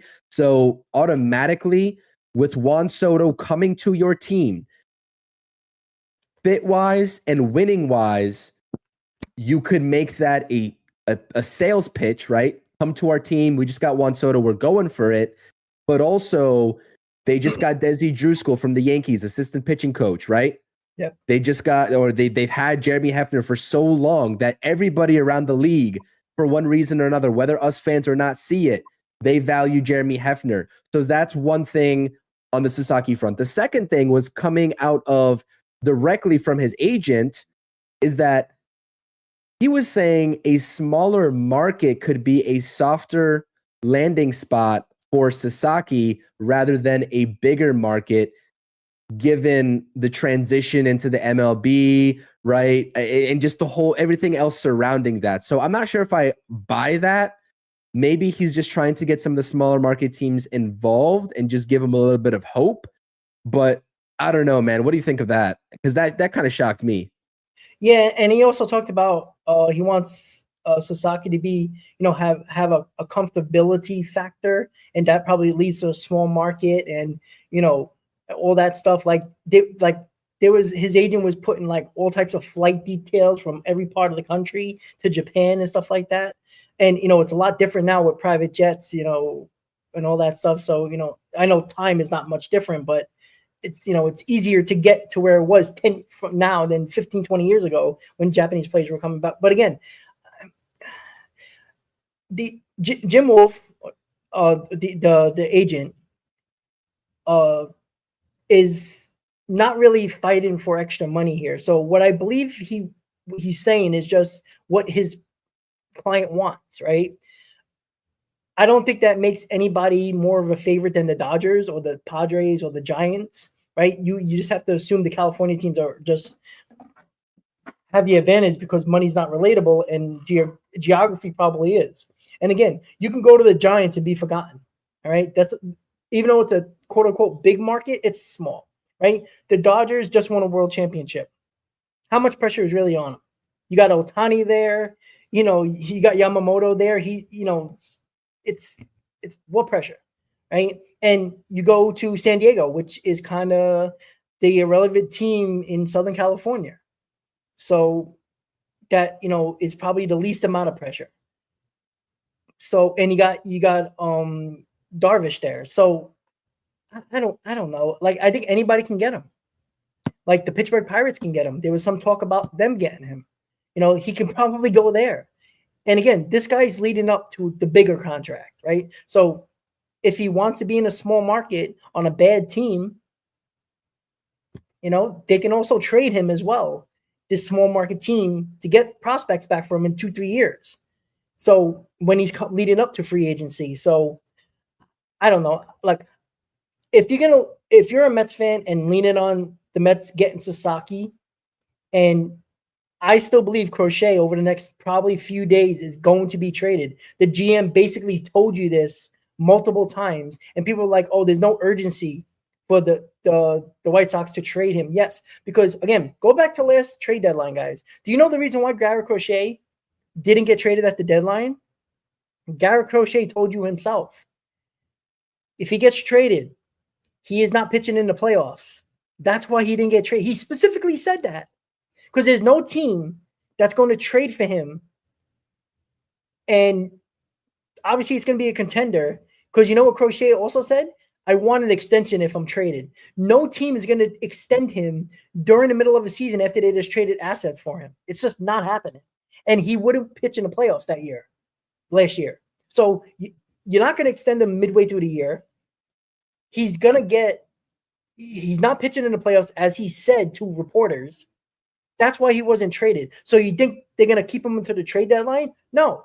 The offseason is the best time to trade him because more teams will be involved and teams are more willing to extend him. And you can extend him now before the season starts. And now he's willing to pitch as much as you need him to. That's the difference, guys. Right? And Ken, I agree, he's a selfish scumbag. 100%. But again, these guys now protect that arm. And for people who continue to talk about innings, the White Sox and Crochet agreed collectively of the player to stay healthy and for the White Sox for Crochet to stay healthy so they don't lose the possibility of trading him and for Crochet to get a payday. They were both together on this. So I mean, I don't know what else you guys want. Again, it's what's available for the Mets right now, right? Luis Castillo might be available, might not. We still haven't heard enough about that. So people who keep on talking about Castillo, which I would be fine with, we still don't know that's a possibility. So us talking about that is just probably opinionated at this point. It's not factual of reports. We know Crochet is available. We know Sasaki will be posted. But tell me one thing, Chris, and everybody in the chat, who is more likely to be a Met? Garrett Crochet or Roki Sasaki? Oh, Crochet, easily. Okay, there you go. I'm not fully buying the Sasaki hype to the Mets. I'm not. I think that there's again, we talked about, there's a lot of hurdles for multiple different reasons to bring him into this organization. And quite simply, if you're talking about the sure thing, right? The sure thing more so would be Garrett Crochet, right? Yeah. And so 100% agreed with that, because again, it just gets tricky with the IFA money. It gets tricky with the deals that the Mets have already agreed upon and are in place with the 2025 international free agent pool and Elian Pena. Again, the age differential there. Of course, if the Mets got a good feeling that they could go ahead and land Sasaki, they would pull that offer without a doubt. You're talking about a 22, almost 23-year-old phenom pitcher versus a 17-year-old who's not going to be, making an impact for your organization. We are full aware of that. But again, just with how many teams are going to be involved, with the uncertainty of what Sasaki actually wants in terms of the fit, not only money-wise with the signing bonus that he's going to get, but also just the fit in terms of developmental factors, geographical factors, all of that. It's just too risky to try to bank on that. So while I hear Jim Bowden loud and clear, again, I cannot buy into the hype of Sasaki potentially becoming a New York Met. But yeah, we are here live with you all. I apologize if I keep looking down. I'm constantly refreshing my phone because it does seem like the stove is heating up here on this lovely December 10th. It's a Tuesday, the second day of the winter meetings. And yeah, we've seen a Max Fried 8-year deal go down while we are doing this live right now, while we are doing the live. So if you are just tuning into this live stream, go back and rewind. We had the whole Yankees discussion and the Max Fried deal. And now we're trying to pivot in terms of what the Mets are going to do for their actual rotation. Now, again, I know that this isn't one of our talking points here, but Andy Martino and a lot of other sources out there are stating the fact that the Mets are interested and optimistic about bringing Sean Manaea back on a deal. And as Rob said, and as I'm going to agree with what Rob said, Sean Manaea is not a number one pitcher, right? He's not an ace for an organization. I think that we are all well aware of that. He had a beautiful bounce back season last season in a time period where it was very uncertain if he was going to make his way back into the rotation long term, given he was a reliever and had a lot of success in the second half of that 2023 season for the Giants. But you know what? At this point, as I mentioned in our live stream yesterday, I'm inclined to believe that however you shake it, right? Whichever combination you want to throw out there, I'm inclined to believe that the Mets are going to sign at least 2 more pitchers, if not 3 more pitchers, right? Walker Buehler is still out there for the taking as well. He's a hybrid guy that you can put in the rotation. He has that upside. He has electric stuff. We just haven't seen it on a consistent basis because he's been injured. But we did see it in the World Series and in that playoff run for the Dodgers. But he's also an option to go into the bullpen as we are trying to figure out the bullpen for the New York Mets. But again, it cannot just be Sean Manaea. I think that we are all in or not in favor, but in agreement on that, right? If you get me Sean Manaea and if you trade for Garrett Crochet, boom, I'm ready to rock. We're going into 2025 and we are ready for business, right? That is a fact. But, and I will stick by this statement and the fact that the Mets are going to get a top line starter. I would be shocked if they didn't, Rob. I would be shocked. And I kind of wanted to transition that because we talked about this briefly. And I know that this isn't about Sasaki, this isn't about Crochet, but with that free deal, I know that we both believe it's a long shot for the Mets to actually be interested in a Corbin Burnes because right now with what Free just got, Burnes is going to make Garrett Cole money. We're talking about probably a 9-year deal, perhaps even 10. Well, Burnes is what, 30 going on 31? I would say probably 8 or 9 years, higher AAV for sure. And you're talking around 36, 37, 38, upwards of $40 million a year. And so let's just play it this way. Let's do 9 times 37. That's 9 for 333, which beats out Yamamoto for being the highest paid pitcher in history because Yamamoto took that away from Garrett Cole last offseason, right? So maybe they go even, let's just say 326 if they want to play that game. 326 divided by 9 would be $36.2 million AAV. That might get it done. It might not get it done. I don't know. However you want to shake it out, it obviously depends on the years. But again, do we really think the Mets are going to commit over $300 million for Corbin Burnes? You know what though, Rob? If Cohen told Stearns that he would want to do it, correct. I would do it. I would do it because the Mets are clearly going for it in the next 4 to 5 years. That's their window, right? And again, they're going to have Juan Soto probably for more than that, I would assume. I don't see any way he opts out, right? And I don't see that it going down that route. I truly believe that with that contract and the way that it's structured. But our confidence level is one thing about the Mets actually doing it. But if Steve Cohen is like, listen, we need a top line starter. We are running out of options. We need to go ahead and land Burnes because let's say the White Sox want too much that we don't want to give up, or something else happens on the Garrett Crochet trade sweepstakes. If Steve Cohen is just like, we got to get this done, are we going to complain? No. We're not going to complain. Absolutely not. And that's the thing. Like, again, I don't care about the years and money. If, again, Cohen already told you he doesn't care, right? Clearly he's starting to, he doesn't care this year, given what he gave to Soto. I feel like, look, I want Corbin Burnes. I said my plan A is Burnes, Soto, and Alonso. That's my plan A, right? And that's going to cost a tremendous amount of money. Now, I think the way this money's going with starting pitching and just players in general, it's seeming less likely that it can be my plan A. And that's that's the issue that I'm continuing to have. That's why I think the trade for a top line starter is possible.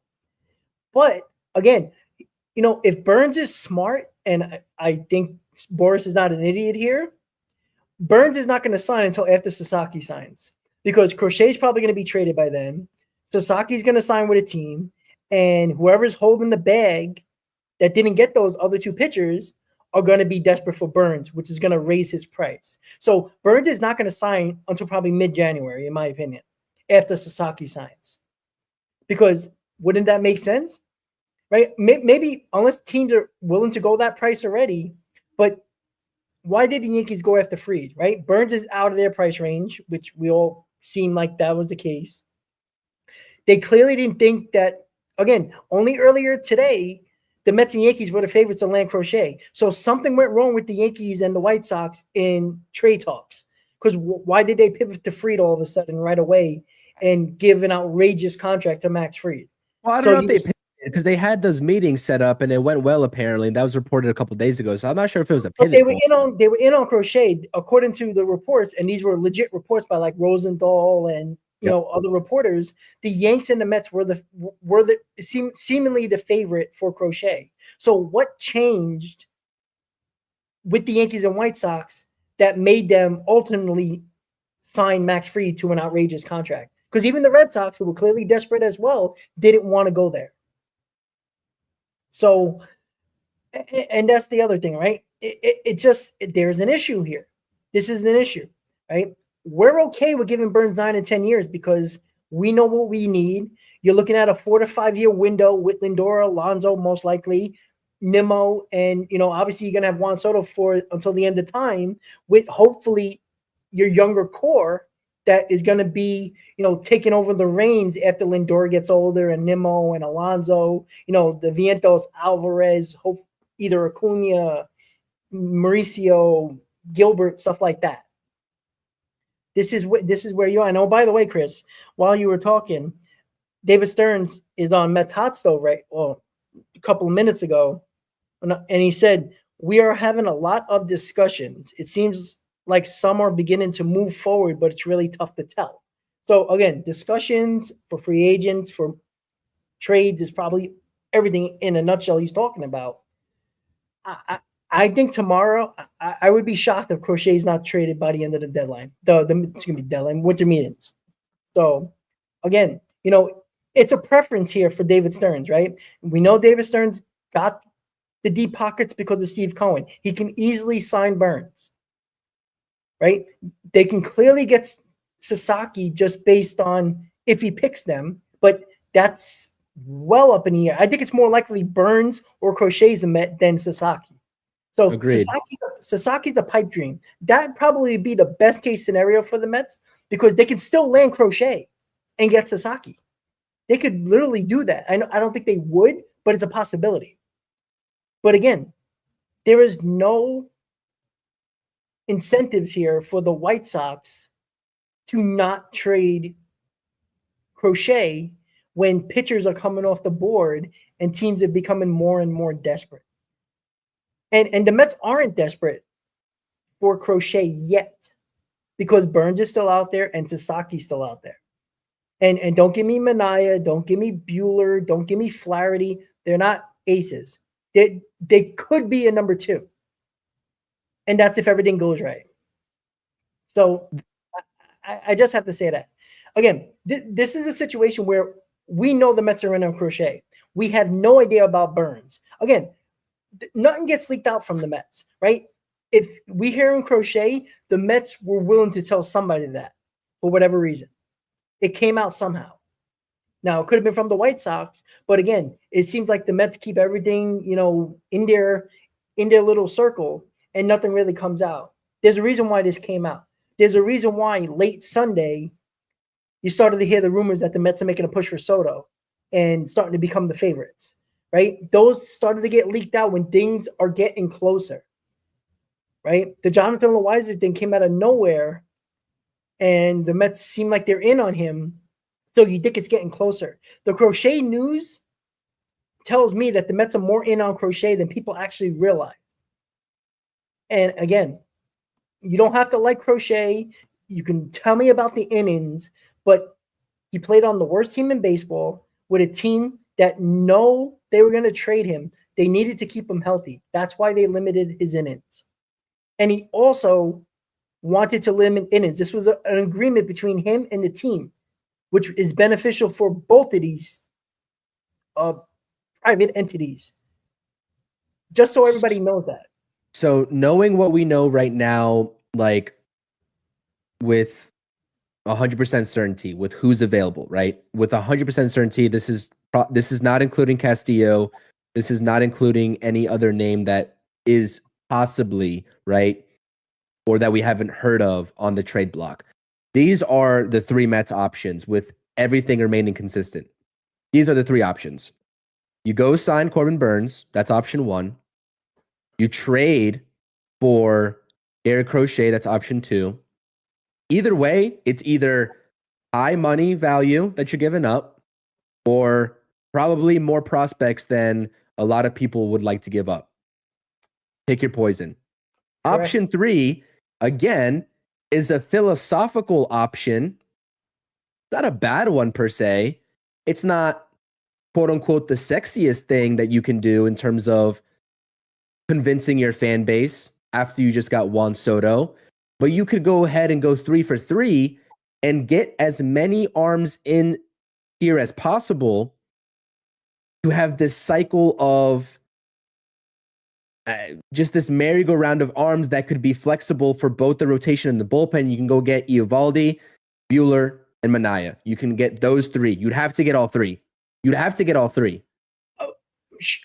Again, yeah, they would have to pivot to that. They would have no choice. They wouldn't be able to fill a rotation, right? So they would have to do that. But again, you're going to pay these, again, pitching market's expensive. So you're paying hopeful number twos and probably 3 and 4s in your rotation, basically number 2 probably type salaries because of the price tags of these pitchers. So you're overpaying for 3s and 4s when you could have got Burnes for, yes, a lot more money, for another $10 million more per year, but you know what he is.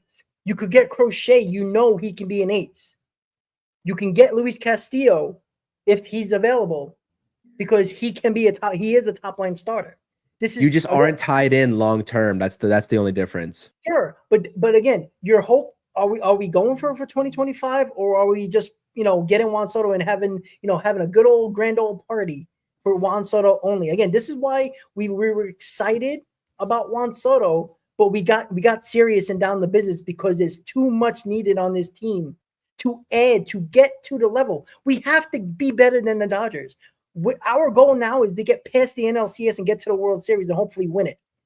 Anything less than NLCS is a disaster, is a problem. This is the problem. This is the issue. Again, the Mets set themselves up. This is not Stearns' fault, but they set themselves up to having a ton of holes in the rotation. Even these short-term deals are leaving you holes for next year for more or less. There's less pitchers available next year than there is this year. There's a lot more available. We talked about this, Valdez. And even if these guys that the Mets get, there's probably going to be opt-outs after the first year with probably a Buehler or a Pivetta or Eovaldi. There's probably going to be an opt-out after the first year. So if they pitch well, they're going back to free agency once again. The Mets are going to have holes in their rotation again. And now you're hoping for one of your prospect pitchers to be an ace. And if they're not, you lost out on Sasaki, you didn't get Crochet, you didn't get Castillo, you didn't get Burnes, and you didn't get Fried. So now you're still looking for an ace in 2026. Oh, yeah. And by the way, Lindor's another year older. Alonso's a little bit older. Nimmo's a little bit older. You just wasted another freaking year of these guys. Again, we don't know how the season's going to turn out. But guess what the Mets are going to need at the trade deadline, guys? So now you're going to have to give up prospects anyway at the deadline to get a starter. Because the same fans that don't want to trade these prospects are going to be bitching and moaning when we're going to need a top-line starter at the deadline. And they're going to be pushing and bitching and moaning to get it. And you're going to have to overpay because there's going to be competition for that one starter, top-line starter that might be available. And you hope you get him. And now you're going to probably have to give 3-4 prospects instead of the probably 2 that you now have to give up. And by the way, Jim Duquette on Mets Hot Stove proposed a trade for Crochet. And again, when Mets Hot Stove starts talking about this, it's a lot more real than some people might want to believe. Well, I think Crochet is going to be a Met. I tend to agree. Especially if we get this passing bomb that Burnes is signing a deal with the Boston Red Sox, Crochet is a New York Met. I would have to imagine. And you're probably going to be happy with what you're not going to be happy what they give up most of the time because, it's still prospects that you would love to see. But again, you're probably going to get a better deal than you did if these guys didn't go. These teams would have been involved. So Garrett Crochet trade, Jimmy Duquette, this is what he said. Gilbert, Acuna, Parada. Gilbert, yeah, you do that. Yeah, I like Drew Gilbert. Right? I like Drew Gilbert, but you got to do it. I really like Drew Gilbert. Again, when we got Drew Gilbert from the Astros, that was the first guy I talked about, right? I followed him in college. I know a lot about this kid. He's going to be good. But again, you send him to the AL Central to the White Sox. That's probably not going to be good for another 3 to 5 years. Who cares? By the time Gilbert is playing for the Sox and be good, he's going to be a free agent. So the Mets should sign him then. So I have to. So we can't have it both ways, Mets fans. We can't complain that they need a top line starter, and then we can't complain also that they're not, that they're trading too much for Crochet, right? Again, it's a long shot that the Mets are involved in Corbin Burnes.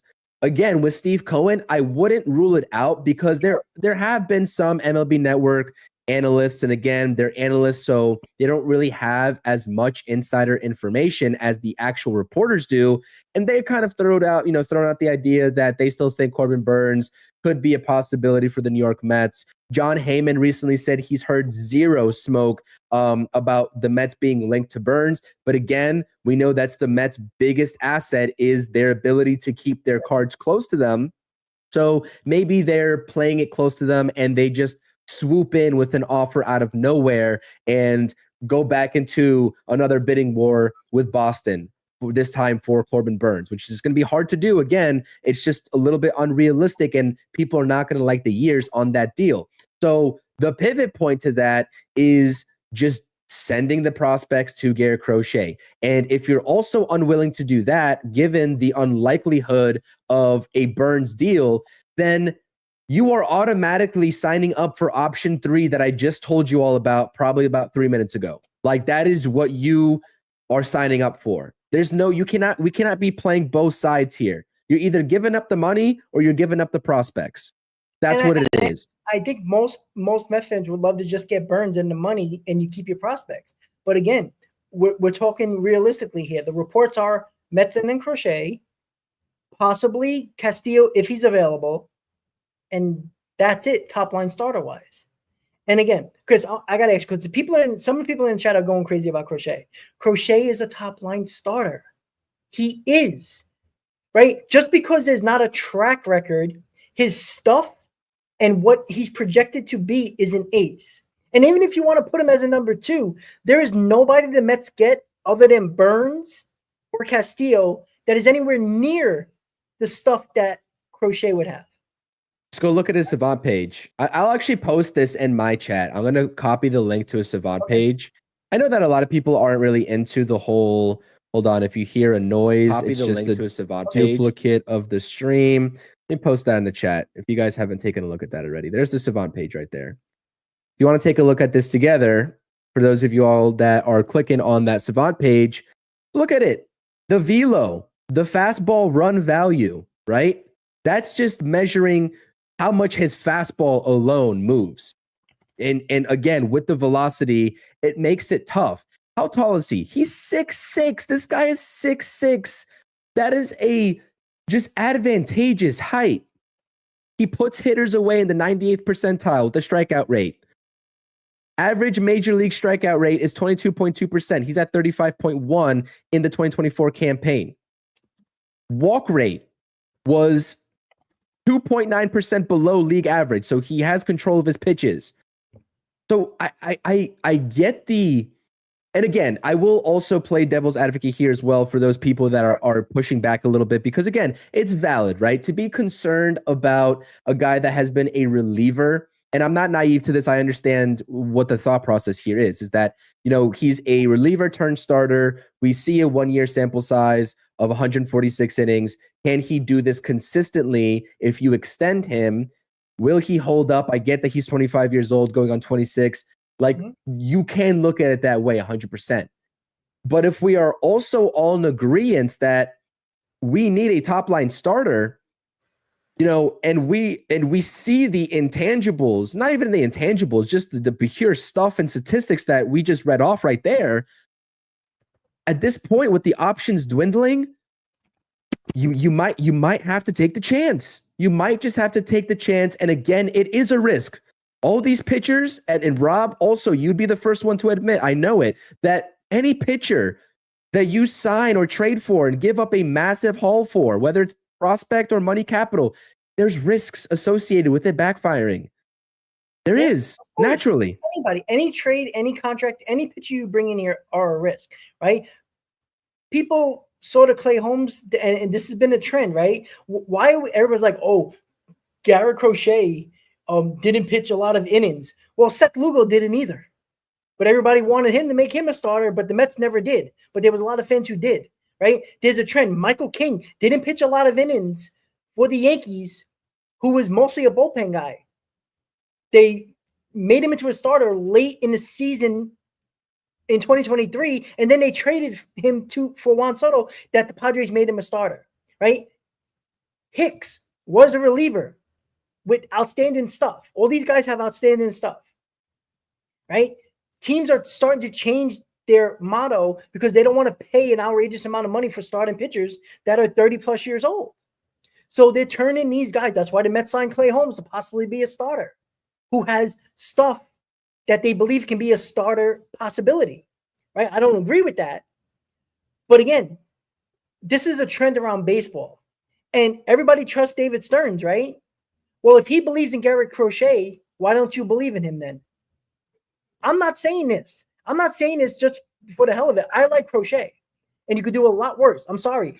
I would rather have Crochet over Manaea, Bueller, Pivetta, Flaherty, because they're not number ones. They're at best number two if everything goes right. So again, you're paying $25 to $26 million for Sean Manaea, who's probably a number three, at best a number two.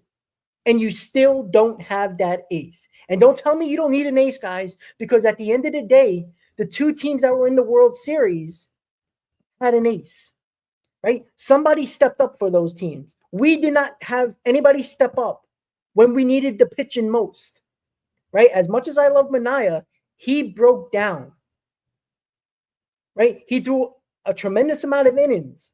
The first time in a long time. He hasn't thrown that many innings since he was in Oakland. All right.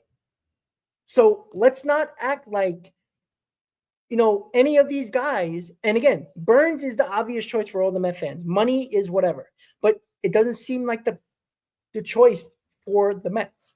Burnes, and you ask me who I want, Burnes or Crochet, I'm taking Burnes. You Absolutely. Even ask me who I want, Castillo or Crochet. I know you might disagree, but I'm taking Castillo. But again, agree. But I agree. I would, because Castillo is not going to cost a lot asset-wise, and his deal is going to be a lot cheaper than anybody else. Right. What he has left on his contract, I'm on board with that. But again, we're talking about reality here. What's available right now? There was one report that the Mariners might be looking into trading Castillo. There hasn't been much smoke with that Castillo situation. So again, this is the problem. We can't wait for Castillo to be available. Crochet will be off the board. Sasaki, and again, the Mariners are also not going to trade Castillo until Sasaki makes his decision and Crochet's off the board. Because again, there's going to be teams holding the bag that didn't get those guys and are going to be desperate. Yeah, and that's the issue. At the end of the day, I can see. I would say maybe tonight's a little bit too early, but I mean, it wouldn't surprise me if a Burnes deal gets done, and then shortly after that, you are hearing Mets are in on Crochet and they're closing in on a deal. I mean, that could be as early as tomorrow. It could be tonight. It could even be tonight. Yeah. I mean, I know we're an hour 45 into the stream. I mean, I don't know what you got going on. I'll probably, if something happens with the Mets, I'll probably try to toss up a live. I do have a video coming out, by the way, later tonight, guys, on a free agent target from the bat perspective, not named Pete Alonso that I got coming out, but we'll see, man. I think things are going to quickly progress because you know what I think, Rob? I'm getting the sense that the Boston Red Sox are very desperate. Yep. That's what I'm getting the sense of. So, but the other team that we haven't talked about that's involved in all of this is the team that Corbin Burnes is presumably going to leave in the Baltimore Orioles. Could they swoop in and also be players with their farm system for, you know, a guy like Garrett Crochet as well, alongside a team like the Cubs or whoever else is involved, the Phillies? I mean, maybe, but I really do think that Burnes to the Red Sox is mostly a sure thing. Oh, here we go. From what we're hearing. What? Here we go. What? No, I my Wi-Fi just crapped out. I froze. Oh. And you froze, and I heard you talking, and then you stopped. But I know you were talking. Yeah. Oh, maybe it's my Wi-Fi because mine just. No, I already have my Wi-Fi signal going crapping out. But yeah, sorry. No, anyways, I'm like, I truly do believe, right, the Burnes to the Red Sox smoke is real. I think we could see that as early as tonight, to be honest with you, because they're going to offer this guy the moon. They really are. And I think that they would rather go down that route from their side of things than trading their farm system. Yep. Because they're still going to need those prospects to fill out their roster more so than the Mets will with their prospects. That's the difference in the situation between the Mets and the Red Sox right now in who's prioritizing a signing versus a trade. Yep. So, again, I know it's very hard to keep up with. There's a lot of fluidity here in terms of the reports that we're hearing and sort of just the makeup of all these teams and who's involved. But again, if I had to just predict the way it's going to play out, it would be Burnes to the Red Sox. And then shortly after that, the Mets are going to be very aggressive in bringing Garrett Crochet to this team. And people are just going to have to live with it at that point, I guess. I don't know. But again, here's the problem that Met fans are not understanding, right? We're talking about Crochet because there's smoke. When there's smoke, what is it saying? There's fire, all right? When there's smoke, there's fire. There has been no smoke with the Mets. The Red Sox lost out on Fried to the Yankees, right? If Fried would have went to the Giants or the Padres, I don't think I don't think the Yankees would have went that far, but I think Boston might have still been desperate, but there might have not been, you know, like a Hail Mary for the Red Sox to do everything they can to get Burnes, right? They lost out on Soto and Fried, two of their targets already, right? They're desperate. Their fans are going nuts right now, right? I follow enough of the sports content creators for the Red Sox, and they're going apeshit, and all the comments are Red Sox fans, obviously. They're going crazy. They're not happy with their fit with their team right now, and their GM and their owner, right? I mean, it's not like they haven't tried. They've been trying, but they got outbid by the Mets and the Yankees now for two players they targeted.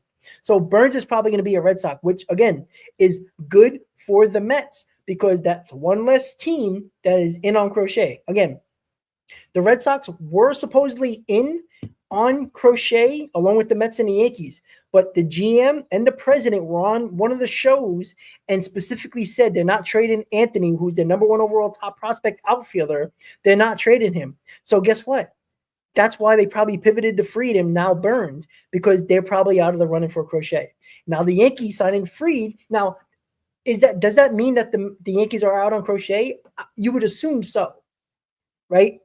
So we heard the Reds early on in before the winter meetings that they were in on Crochet. We haven't heard that anymore for whatever reason. And Who was that? Like the Reds. Oh, okay. Yeah, and you would think the Philly. You talked about the Phillies. I'm not sure about the Phillies. I don't know what the Phillies are doing because they're looking to now. They do have Bohm. They do have a couple of already major leaguers that they're willing to trade. Castellanos, Bohm. I mean, Castellanos, they would have to pay the money to the White Sox, but Bohm is still under contract, still on his rookie deal. So they're not doing anything. But you would think that the White Sox, like Castellanos, is getting older. Bohm is going to be a free agent, I think, in 2 years.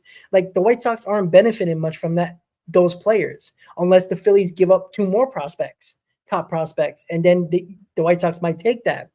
But right now, we haven't really heard much about the Phillies and Crochet right now. It's been Mets. And this is not just leaning towards Mets hot stove and the Mets reporters. This has been multiple reports from national writers that have been saying this. And with Sasaki so much up in the air and not going to sign until a month from now, the Mets can't wait because all likelihood Burnes is going to be gone by the next day or two to Boston, most likely.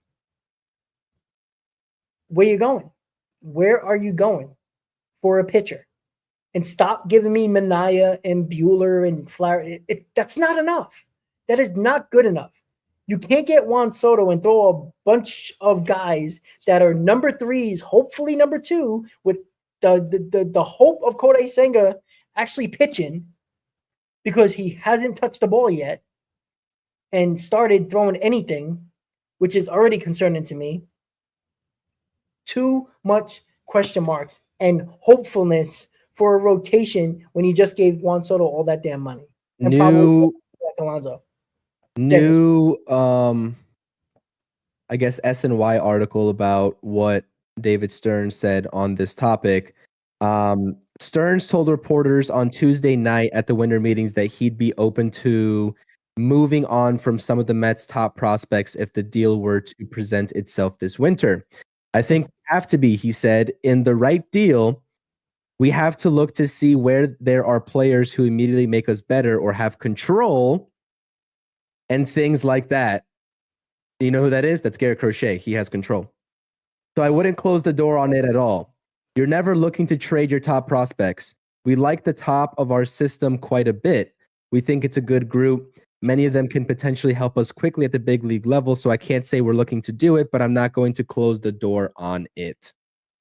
So that is a very big indicator to me, saying in a nice way, because David Stearns is awesome in the way he speaks, right? He has a very professional way of stating things, but that to me is the biggest indicator of basically saying, you know what, these prospects are great, but with what we've just been saying on this stream, we need to get that guy that has controllability, that can make an impact for us right away, which is Garrett Crochet. With everything that David Stearns just said in that article points right to Garrett Crochet. Correct. 100%. This is David Stern in a nutshell. Exactly what he's looking for. And once again, right, this is not, again, if they get Crochet, they're gonna have to sign at least 1 or 2 more starters. So you would think it would be Minaya, most likely. There's been a lot of momentum with Minaya and the Mets, so you still think that's a possibility. That would be 5 starters. If you're looking for a 6 starter, you're probably going to get a journeyman type of guy, right? A Jose Quintana type. I don't think you're going to get a Bueller. I think you could still. I think Pivetta might be likely. A 3-year deal for Pivetta over a 1-year deal for Bueller? I don't think Bueller's getting a 1-year deal. 2-year with a player opt out to the first one. Similar structure to Minaya last year. Then that's a rotation you could talk about. Oh, yeah, you could.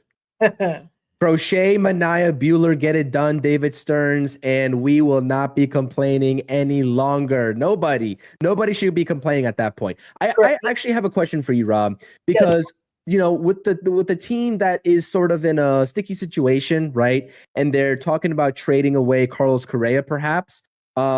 The Twins have been sort of open about that.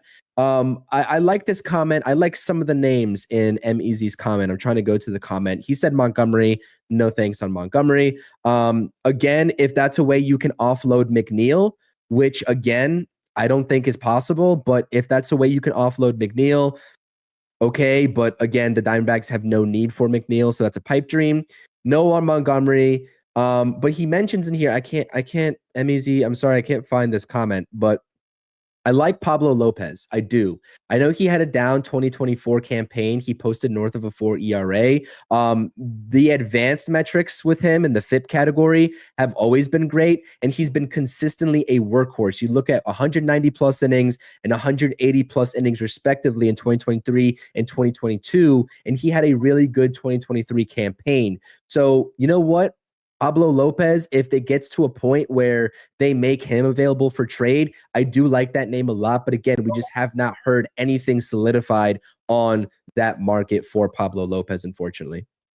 Yeah, and look,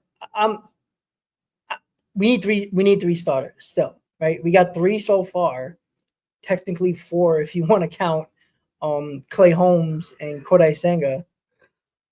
It's 3 starters right now. I still don't believe Clay Holmes is going to be in this rotation. Again, I'd be shocked if he pitches well. You're going to have to throw him in the rotation if he pitches well during spring. But I still believe at least 2 pitchers the Mets are still going to get, at least 2.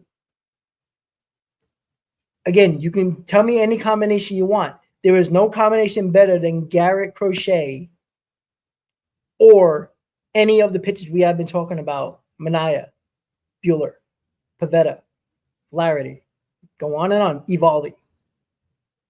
So it's, again, and you know what? Yankee fans are starting to talk now, right? Some Yankee fans are kind of excited about Max Fried, yet they're not talking about the overpay. But then you hear all the Yankee fans, this is an overpay. You overpay for a guy that has recent injuries, who has a ton of, I'm sorry, I was just looking at it when you were talking, Chris. I apologize. Just bringing it up because there was a Yankee fan that texted me and be like, why do we pay for Fried but not willing to pay for a Hall of Fame guy in Soto? I agree. So, and that's why it doesn't make sense. So I'm sorry. I was talking to my friend that's a Yankee fan that I work with. It's a valid point. It's a valid point. It is. That's why it doesn't make sense. So again, when it comes to the Mets, realistically, my better rotation involves, now again, Burnes, Castillo, Crochet, right? That seems to be the options here, as Sasaki too. But I'm still leaving Sasaki out of this. I don't believe it at all, right? Those 3 guys can be an ace for the Mets if they get any of those guys. Burnes is a free agent, obviously. That would be the easy choice because it's only money. Castillo, you would think can be available, right? I believe he might be. But when will he officially be on the trade block? Because this is what I'm talking about, guys. If you lose out on Crochet, and again, some people might be happy about that, and Burnes signs with the Red Sox, and Crochet goes elsewhere, now you hope Castillo is available. Because if he's not, there's basically nothing left at the top of the pitching market that you're going to get. So now you're going to have to sign Mania, which is fine. Maybe Evaldi, maybe Bueller, probably 2 or 3. Most likely 2, but probably 3. So what are we doing here?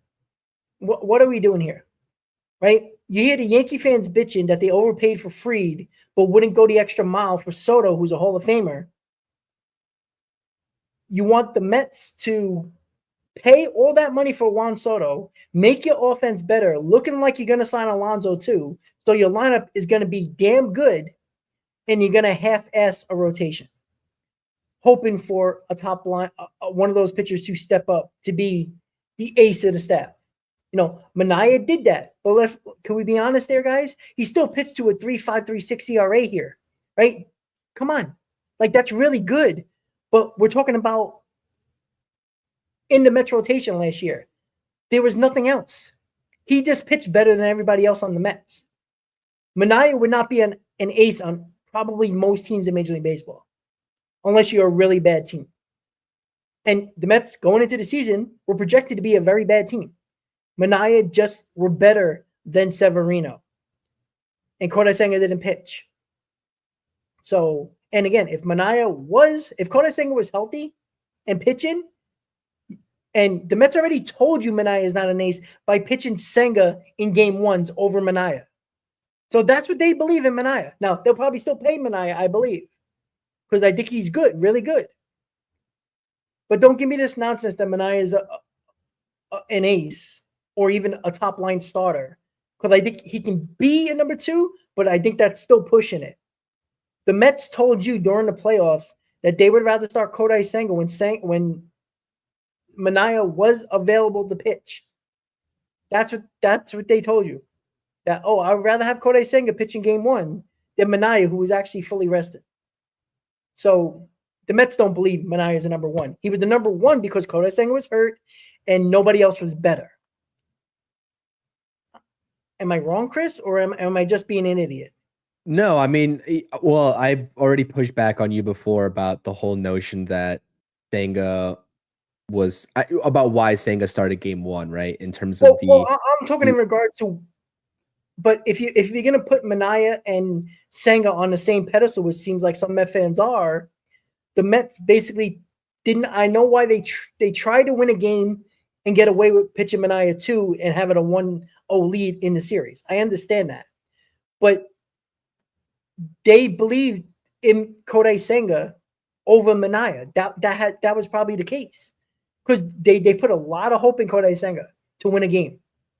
Well, on the flip side too is that I don't think most Mets fans. I think most Mets fans understand that Sean Manaea isn't an ace. Like, I don't think anybody's trying to convince anybody that Sean Manaea is an ace, unless you've seen some comment. I haven't seen the comments in the chat about Sean Manaea being an ace, but I don't think people think that though. You know what I mean?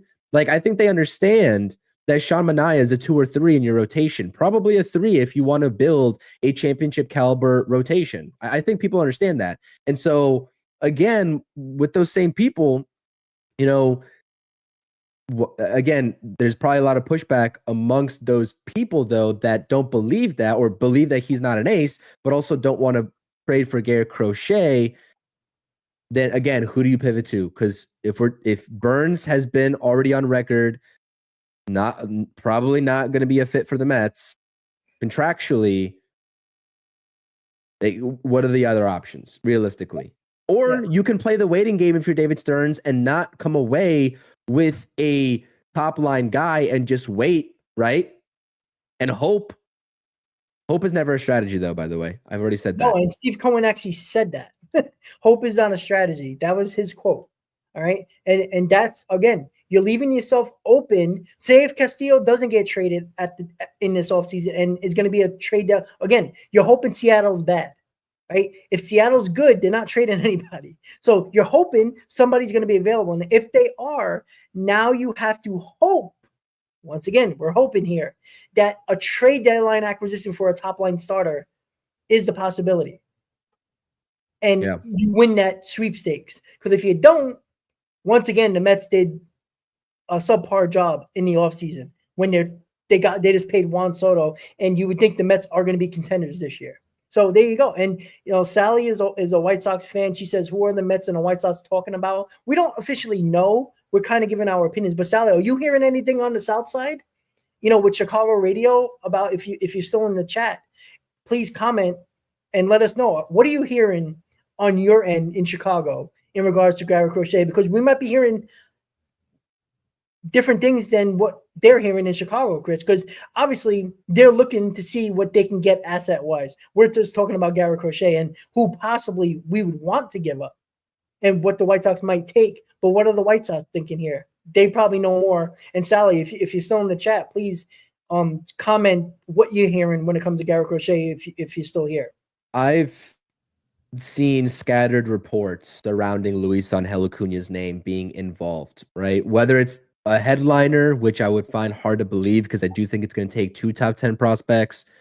I've heard Luis Angel Acuna's name being involved, but again, it's scattered reports, it's unconfirmed reports at that.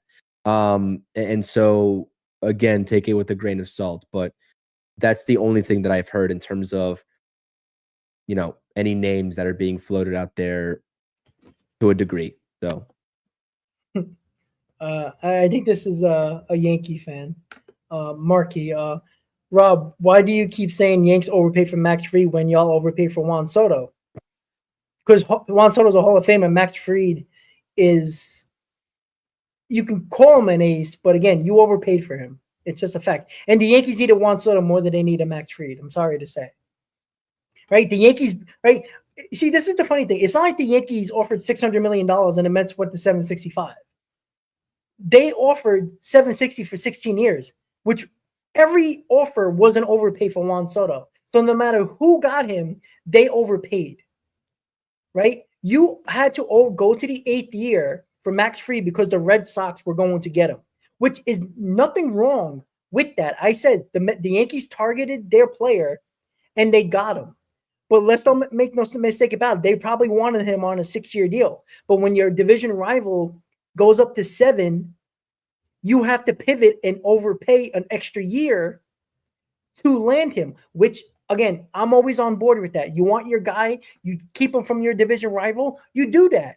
So I give credit for the Yankees for that. But do they need pitching or do they need offense? Do they need position players? Because you got a lot of damn holes. And now you're you're getting much closer to the luxury tax, the third luxury tax, the Cohen tax, where Hal Steinbrenner is very uncomfortable, right? He's itching right now. Like he feels it in the back of his ass. He feels it. He feels it right now.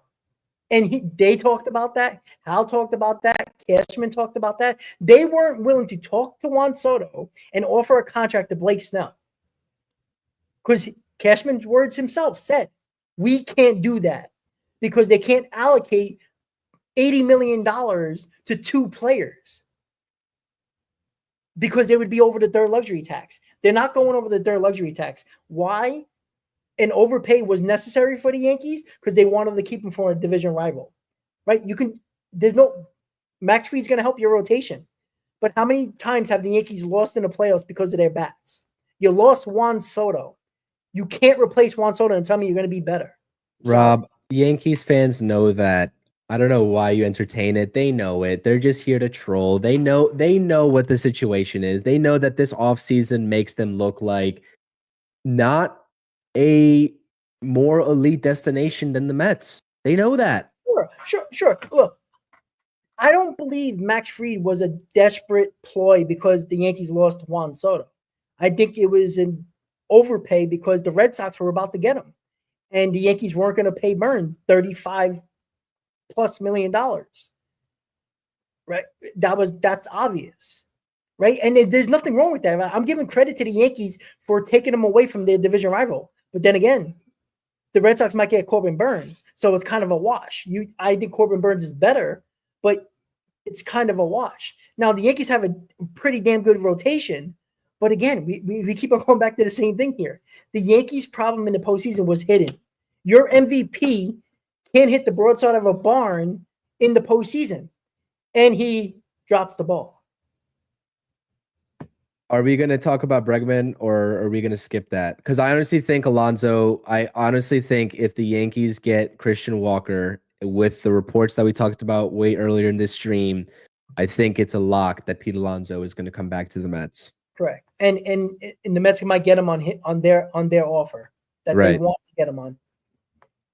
Unless the Mariners shed a ton of payroll because they can't get Alonso, which has been reported in Seattle. They can't go after Alonso, who they want. Yeah. They have to shed payroll. That's why the Castillo talks are possible. But again, are the Mets going to trade for Castillo and allow the Mariners to overpay for Pete Alonso?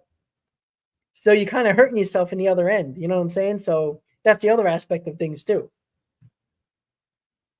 Yeah.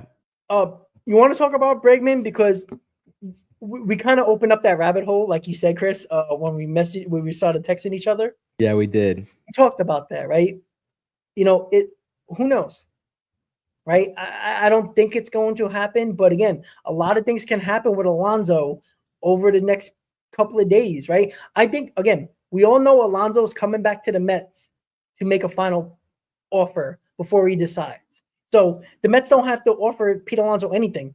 They could probably told Alonso already, go get the best offer and come back to us, and we'll see what we can do. That's probably the case. I think we can all agree on that. So there was a little bit of talks about the Astros GM being pretty optimistic that they could reach a deal with Bregman this offseason. That was earlier today, so I'm not sure if anything's changed on that. And what was that? Who was for Bregman? Astros just re-signing him. Oh, well, yeah, that's what the GM. I mean, they're just saying that they feel optimistic about it. But John Casey on MLB Network brought up a great point: is that if the Astros do miss out on Bregman, they could use that money and up the offer for Alonso. They need a first baseman too. They could be another team in on Alonso. Yeah, and you know what? Alonso is around the same age as Bregman. Maybe Bregman might be a year older, I think. Yeah, but it's roughly similar. You're getting more power in a better hitter's ballpark for Alonso. So you probably easily hit 45 in that ballpark, especially with the Crawford boxes. Yeah. So, again, this is why, you have to think of different scenarios here, possibilities. Again, I think the Bregman interest is real, but it's Stearns doing his due diligence, because if Pete Alonso gets an offer that he can't refuse, the Mets have to pivot, especially if Christian Walker goes to the Yankees. Now the Mets are you going to get a stopgap like Santana, Yandy Diaz, like you talked about yesterday, Chris, from the Rays? Or you're going to move Vientos over and sign your third baseman in Bregman? Now, that's a lot has to happen for that to be the case. But again, the Mets aren't the only team going after these guys and being involved. These guys can slowly come off the board, and they're not a Met. And this is where the Mets are finding themselves in the pitching market right now, if we want to go back to that. Bregman is realistic if Alonso signs elsewhere. More realistic than people think, especially if Christian Walker is off the board, even if it's not the Yankees, but if he's off the board, right? The Mets probably will put Vientos at first base. Again, Stearns kind of left it in the air when he was asked about Vientos. Is he going to be at third baseman? He goes, well, yeah, right now, yeah. But, it's not set in stone, that's kind of like not his exact quote, but it kind of in that range where he doesn't want to move Vientos. But again, you can't control where Alonso goes. And I still don't believe Alonso's taking less money to come to the Mets. So anybody offers something that's uncomfortable for the Mets, Pete Alonso's gone, and now you got to pivot to do something else. I don't think anything is going to be uncomfortable for the Mets in the Pete Alonso sweepstakes. I truly do believe that. I will stand on 10 toes and say that. And again, I'm okay. Again, if you want him, you pay him. I don't care about that. That doesn't bother me. I'm just saying, are the Mets gonna go the Juan Soto route in jumping in and continue to up the offer for Pete Alonso if the Mariners saying this is what we're gonna do here, or whatever team is out for, let's say whatever team's in on Alonso, they want him, and they just keep upping the offer, and it's well over $200 million. But those teams that we just named, the Astros and the Mariners, are in no position to do that. They're not those types of teams to do that. They have an offer, Pete takes it, or he goes and the Mets match it. This is not Red Sox, Yankees, Mets we're talking about. This is Mets, Astros, Mariners we're talking about. So you don't think there's a number that the Mets are not willing to go for Pete Alonso? Is there a number that they're not? No, I don't think so. I think they're going to, no. I think they would probably just do it, the $200 million for 8 years or something like that. If that is the offer that they have to match, I think they would do it. Like I said, I don't care about the money in the years. Like it doesn't bother me. Like Pete Alonso in this lineup with Juan Soto is probably going to be better. Like you just assume that would happen. Again, on paper, it looks beautiful, but you have to play it on the field. But, you assume it would be great. So I don't care. do what you got to do. Like, I don't care if you spent $2 billion this year on a roster. I don't give a shit. I truly don't. I'm sick and tired of losing, right? I'm 37 years old, guys, all right? I don't know if everybody knows that, but I'm 37 years old. I was born the year after the Mets won the World Series in 86. I've seen 2 times the Mets made the World Series in my lifetime, 2000 and 2015. We didn't really give a big fight in those series. We lost both games in Game 5, right? We didn't, continue losing, not really going for it year after year. If it's the offseason or the trade deadline, they always leave some doubt going into a season or after a deadline where they didn't go all in. I don't care anymore. Get me the team that is going to be a less of a question mark going into a season. That gives you a better chance. These question marks, this hope bullshit, is a waste of time. Waste of time. Because if you really want to win, you can do everything you need to do right now with the players available. And that's it. I'm sick of losing. I'm sick of losing and falling short when you could have made that run, right? Too many Mets runs are miracles, right? 69 they're not called the Miracle Mets for a reason, right? 06 was a really good year. They were one of the best teams in baseball, so we're not going to go there. But they lost to an inferior team in the Cardinals. 2015, we all talked about that roster. It's not a good roster. The lineup was terrible, minus Cespedes. Right? 2022, they were one of the top 3 teams in baseball, and they half-assed the deadline. 2024 was supposed to be an evaluation year. It ended up being a hell of a lot better than all of us thought. But they didn't do enough at the deadline. They didn't get a top-line starter, which they clearly needed once they got into the NLCS, and everybody broke down. So at some point, guys, I want to go into a season being favorites to get to a World Series. I want to be a top 5 team going into the season, right? You got to play on the field. But I want to be a top 5 team going into the playoffs, going into the season. I don't want to have too many question marks. I'm sick of that. It's a waste of time. Sorry, Chris. I just have to go after that again. All right, man. Listen, $200 million for 7 years for Pete Alonso. Get it done. That gets it done. Nobody's going that far for Pete Alonso. Sure. We can get 200 for 7. Yeah, 7 years is fine with me. 200 for 7. Yep. That's what I say. That's my prediction. That's my early prediction. I think TJ's got a super chat in here. Arenado willing to move to first. You look into it. So listen, this is the thing about Arenado. I've been on record saying that I like Arenado the player and that I would be open to it. But the more and more that I hear about Arenado in terms of leadership style or like, so this is what really irked me today about these guys on MLB Network talking about Arenado is that apparently the way they see it, Arenado, the best fit for him is a team where he just goes out there, produces, and that's all is asked of him. Like nothing more, nothing less. The Mets are trying to build a clubhouse here, right? They're trying to build a clubhouse. And there's a serious factor outside of even age, right, with Arenado to be bringing in a guy that would try, I'm not saying try to mess with that, but like potentially hinder that. So again, I don't know much about Nolan Arenado. Other than that, I'm going based off of what I just heard on MLB Network. Those are their words, not mine. So I'd be wary.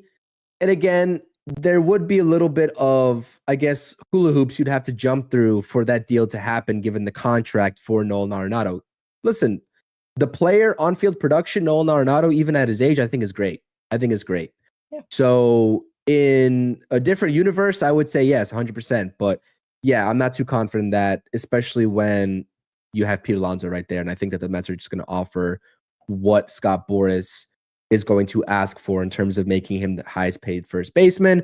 And again, I know a lot of Mets fans are not in the camp of, ponying up to that for Pete Alonso, right? I know that there's going to be some pushback to that, but I take a look at the options right now and what's available for the Mets to sort of address first base. I mean, if you're not talking about Christian Walker, if you know Vladimir Guerrero is not an option until 2026, right? And that's even a wild card. I mean, again, it's the risk factor of would you pass up on Crochet to wait for something that potentially never happens? Same thing with that scenario is the same thing with the Pete Alonso scenario for first base. So, yeah, I think Arenado is kind of a scenario where if Pete Alonso isn't a Met and you would move Vientos to first, if the Mets aren't comfortable giving Bregman a big deal, I could see Arenado being an option. I think that's the scenario that the Mets could actually look into that, which is, again, a long shot.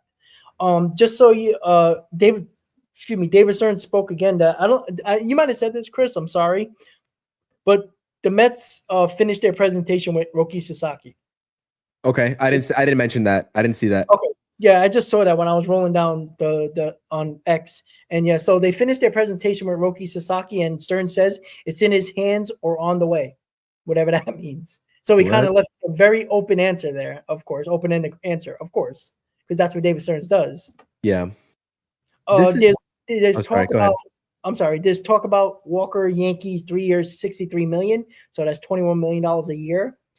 Again, that's going to put him right at that luxury tax. So again, that might be the Yankee team, and that might be it. Just so Mets, according to Heyman, right now, Mets and Yankees are in the mix for Jonathan Loaisiga. Others in 2, not imminent at the moment. Okay. Well, like I said, I have no problem. Loaisiga has electric stuff coming back from Tommy John. If he can get back to close to what he was, it's a great bullpen addition. You know, adding Buto and Nunez and Diaz, that's pretty damn good. And Garrett, I mean, that's pretty good. So yeah, if Loaisiga signs, I don't know what your schedule is like, but I can probably potentially do a little bit of a breakdown of a live stream with you if you're available. We can talk offline about that. But yeah, Loaisiga is a name that I like as well, and I think that a lot of people are kind of scared. I'm curious to see what the contract's going to be though, because they're talking about $5 million a year. That's a lot.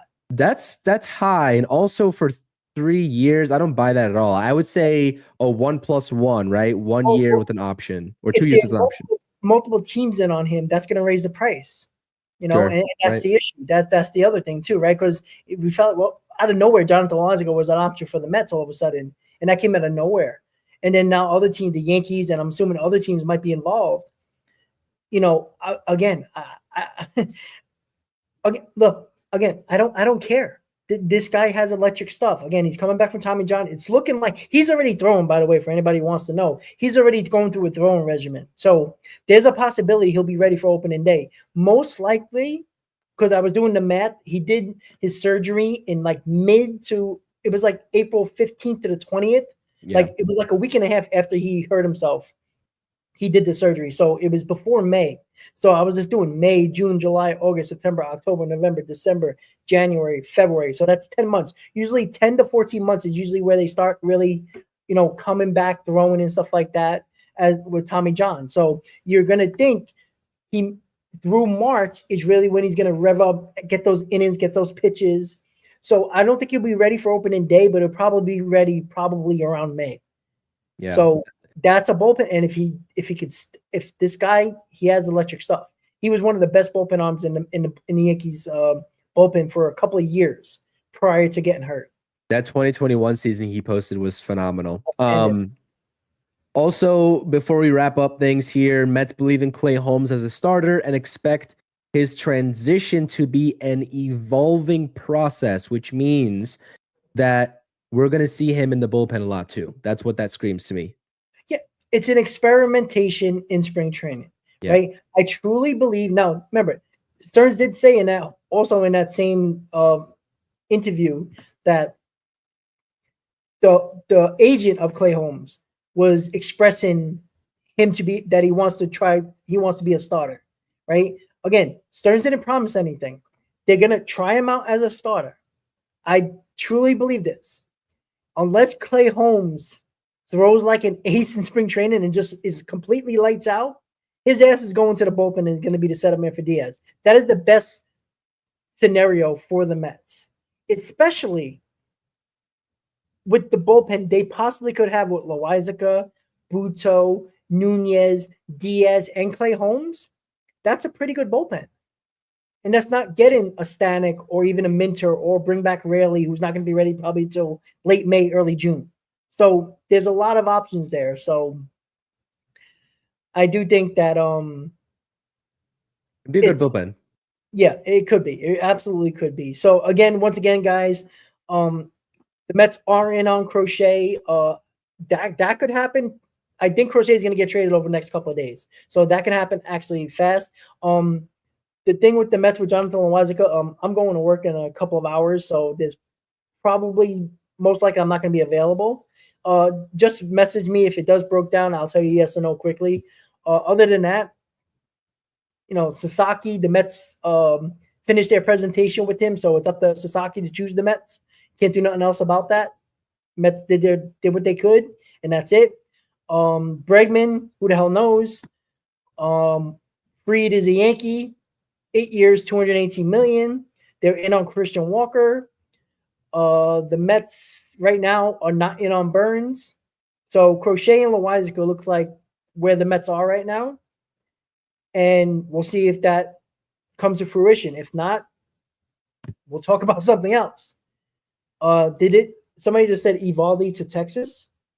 Did he go back? Yeah, Robert Murray. Breaking news: free agent pitcher Evaldi and the Texas Rangers are in agreement on a contract. So that is another pitcher that is off the board for the Mets. Oh, there you go, guys. I'm telling you, it's more likely Crochet is going to be a Met, or they're going to try everything they can for him to be a Met. So there you go, guys.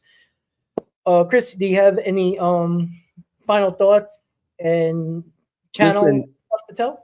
Yeah, no. If the Mets do something tonight, I'll go live. I'll try my best to at the very minimum. I do have a video coming out. It's not a live stream; it's just a regular video. So be on the lookout for that. Talking about a bat that the Mets could be signing and should sign because he makes a lot of situational sense for the Mets. Even if they go ahead and get Pete Alonso. No, it's not Pete Alonso. It's somebody else. Again, we've talked about him on our streams, but I break down why I would like to pursue this one particular free agent. But other than that, I'm refreshing my timeline here on X. I'll probably make some dinner while refreshing my timeline, get something to eat, and then I'll just be on Mets watch pretty much for the rest of the night. So yeah, if anything does happen, locked in and loaded, ready to go. Expect something out of this channel. So again, put the notifications on the channel, subscribe to the channel, hit the thumbs up. And again, this is the place to be for Mets offseason content. So get it. There you go. So Mets Hot Stove episode 13 in the books, guys. Again, Chris will definitely be available if the Mets break anything, maybe Loaisiga, Crochet. I'd love to be available. I'm showering, sleeping hopefully 2.5 hours and going to work. So if I could be on my phone at work, again, I won't. It'll be hard, but we'll see. But look out. Remember, hit that notification button, guys, so you can get alerts right away when we go live or post a video with any breaking news. So with that said, guys, thank you for watching Mets Hot Stove episode 13. Mets looking like they're very much in on Crochet, looking to sign Loaisiga as a bullpen option, and we'll see what else they will be doing to improve this team. Everybody have a great night. Let's go Mets, and we'll see you next time. Go Mets.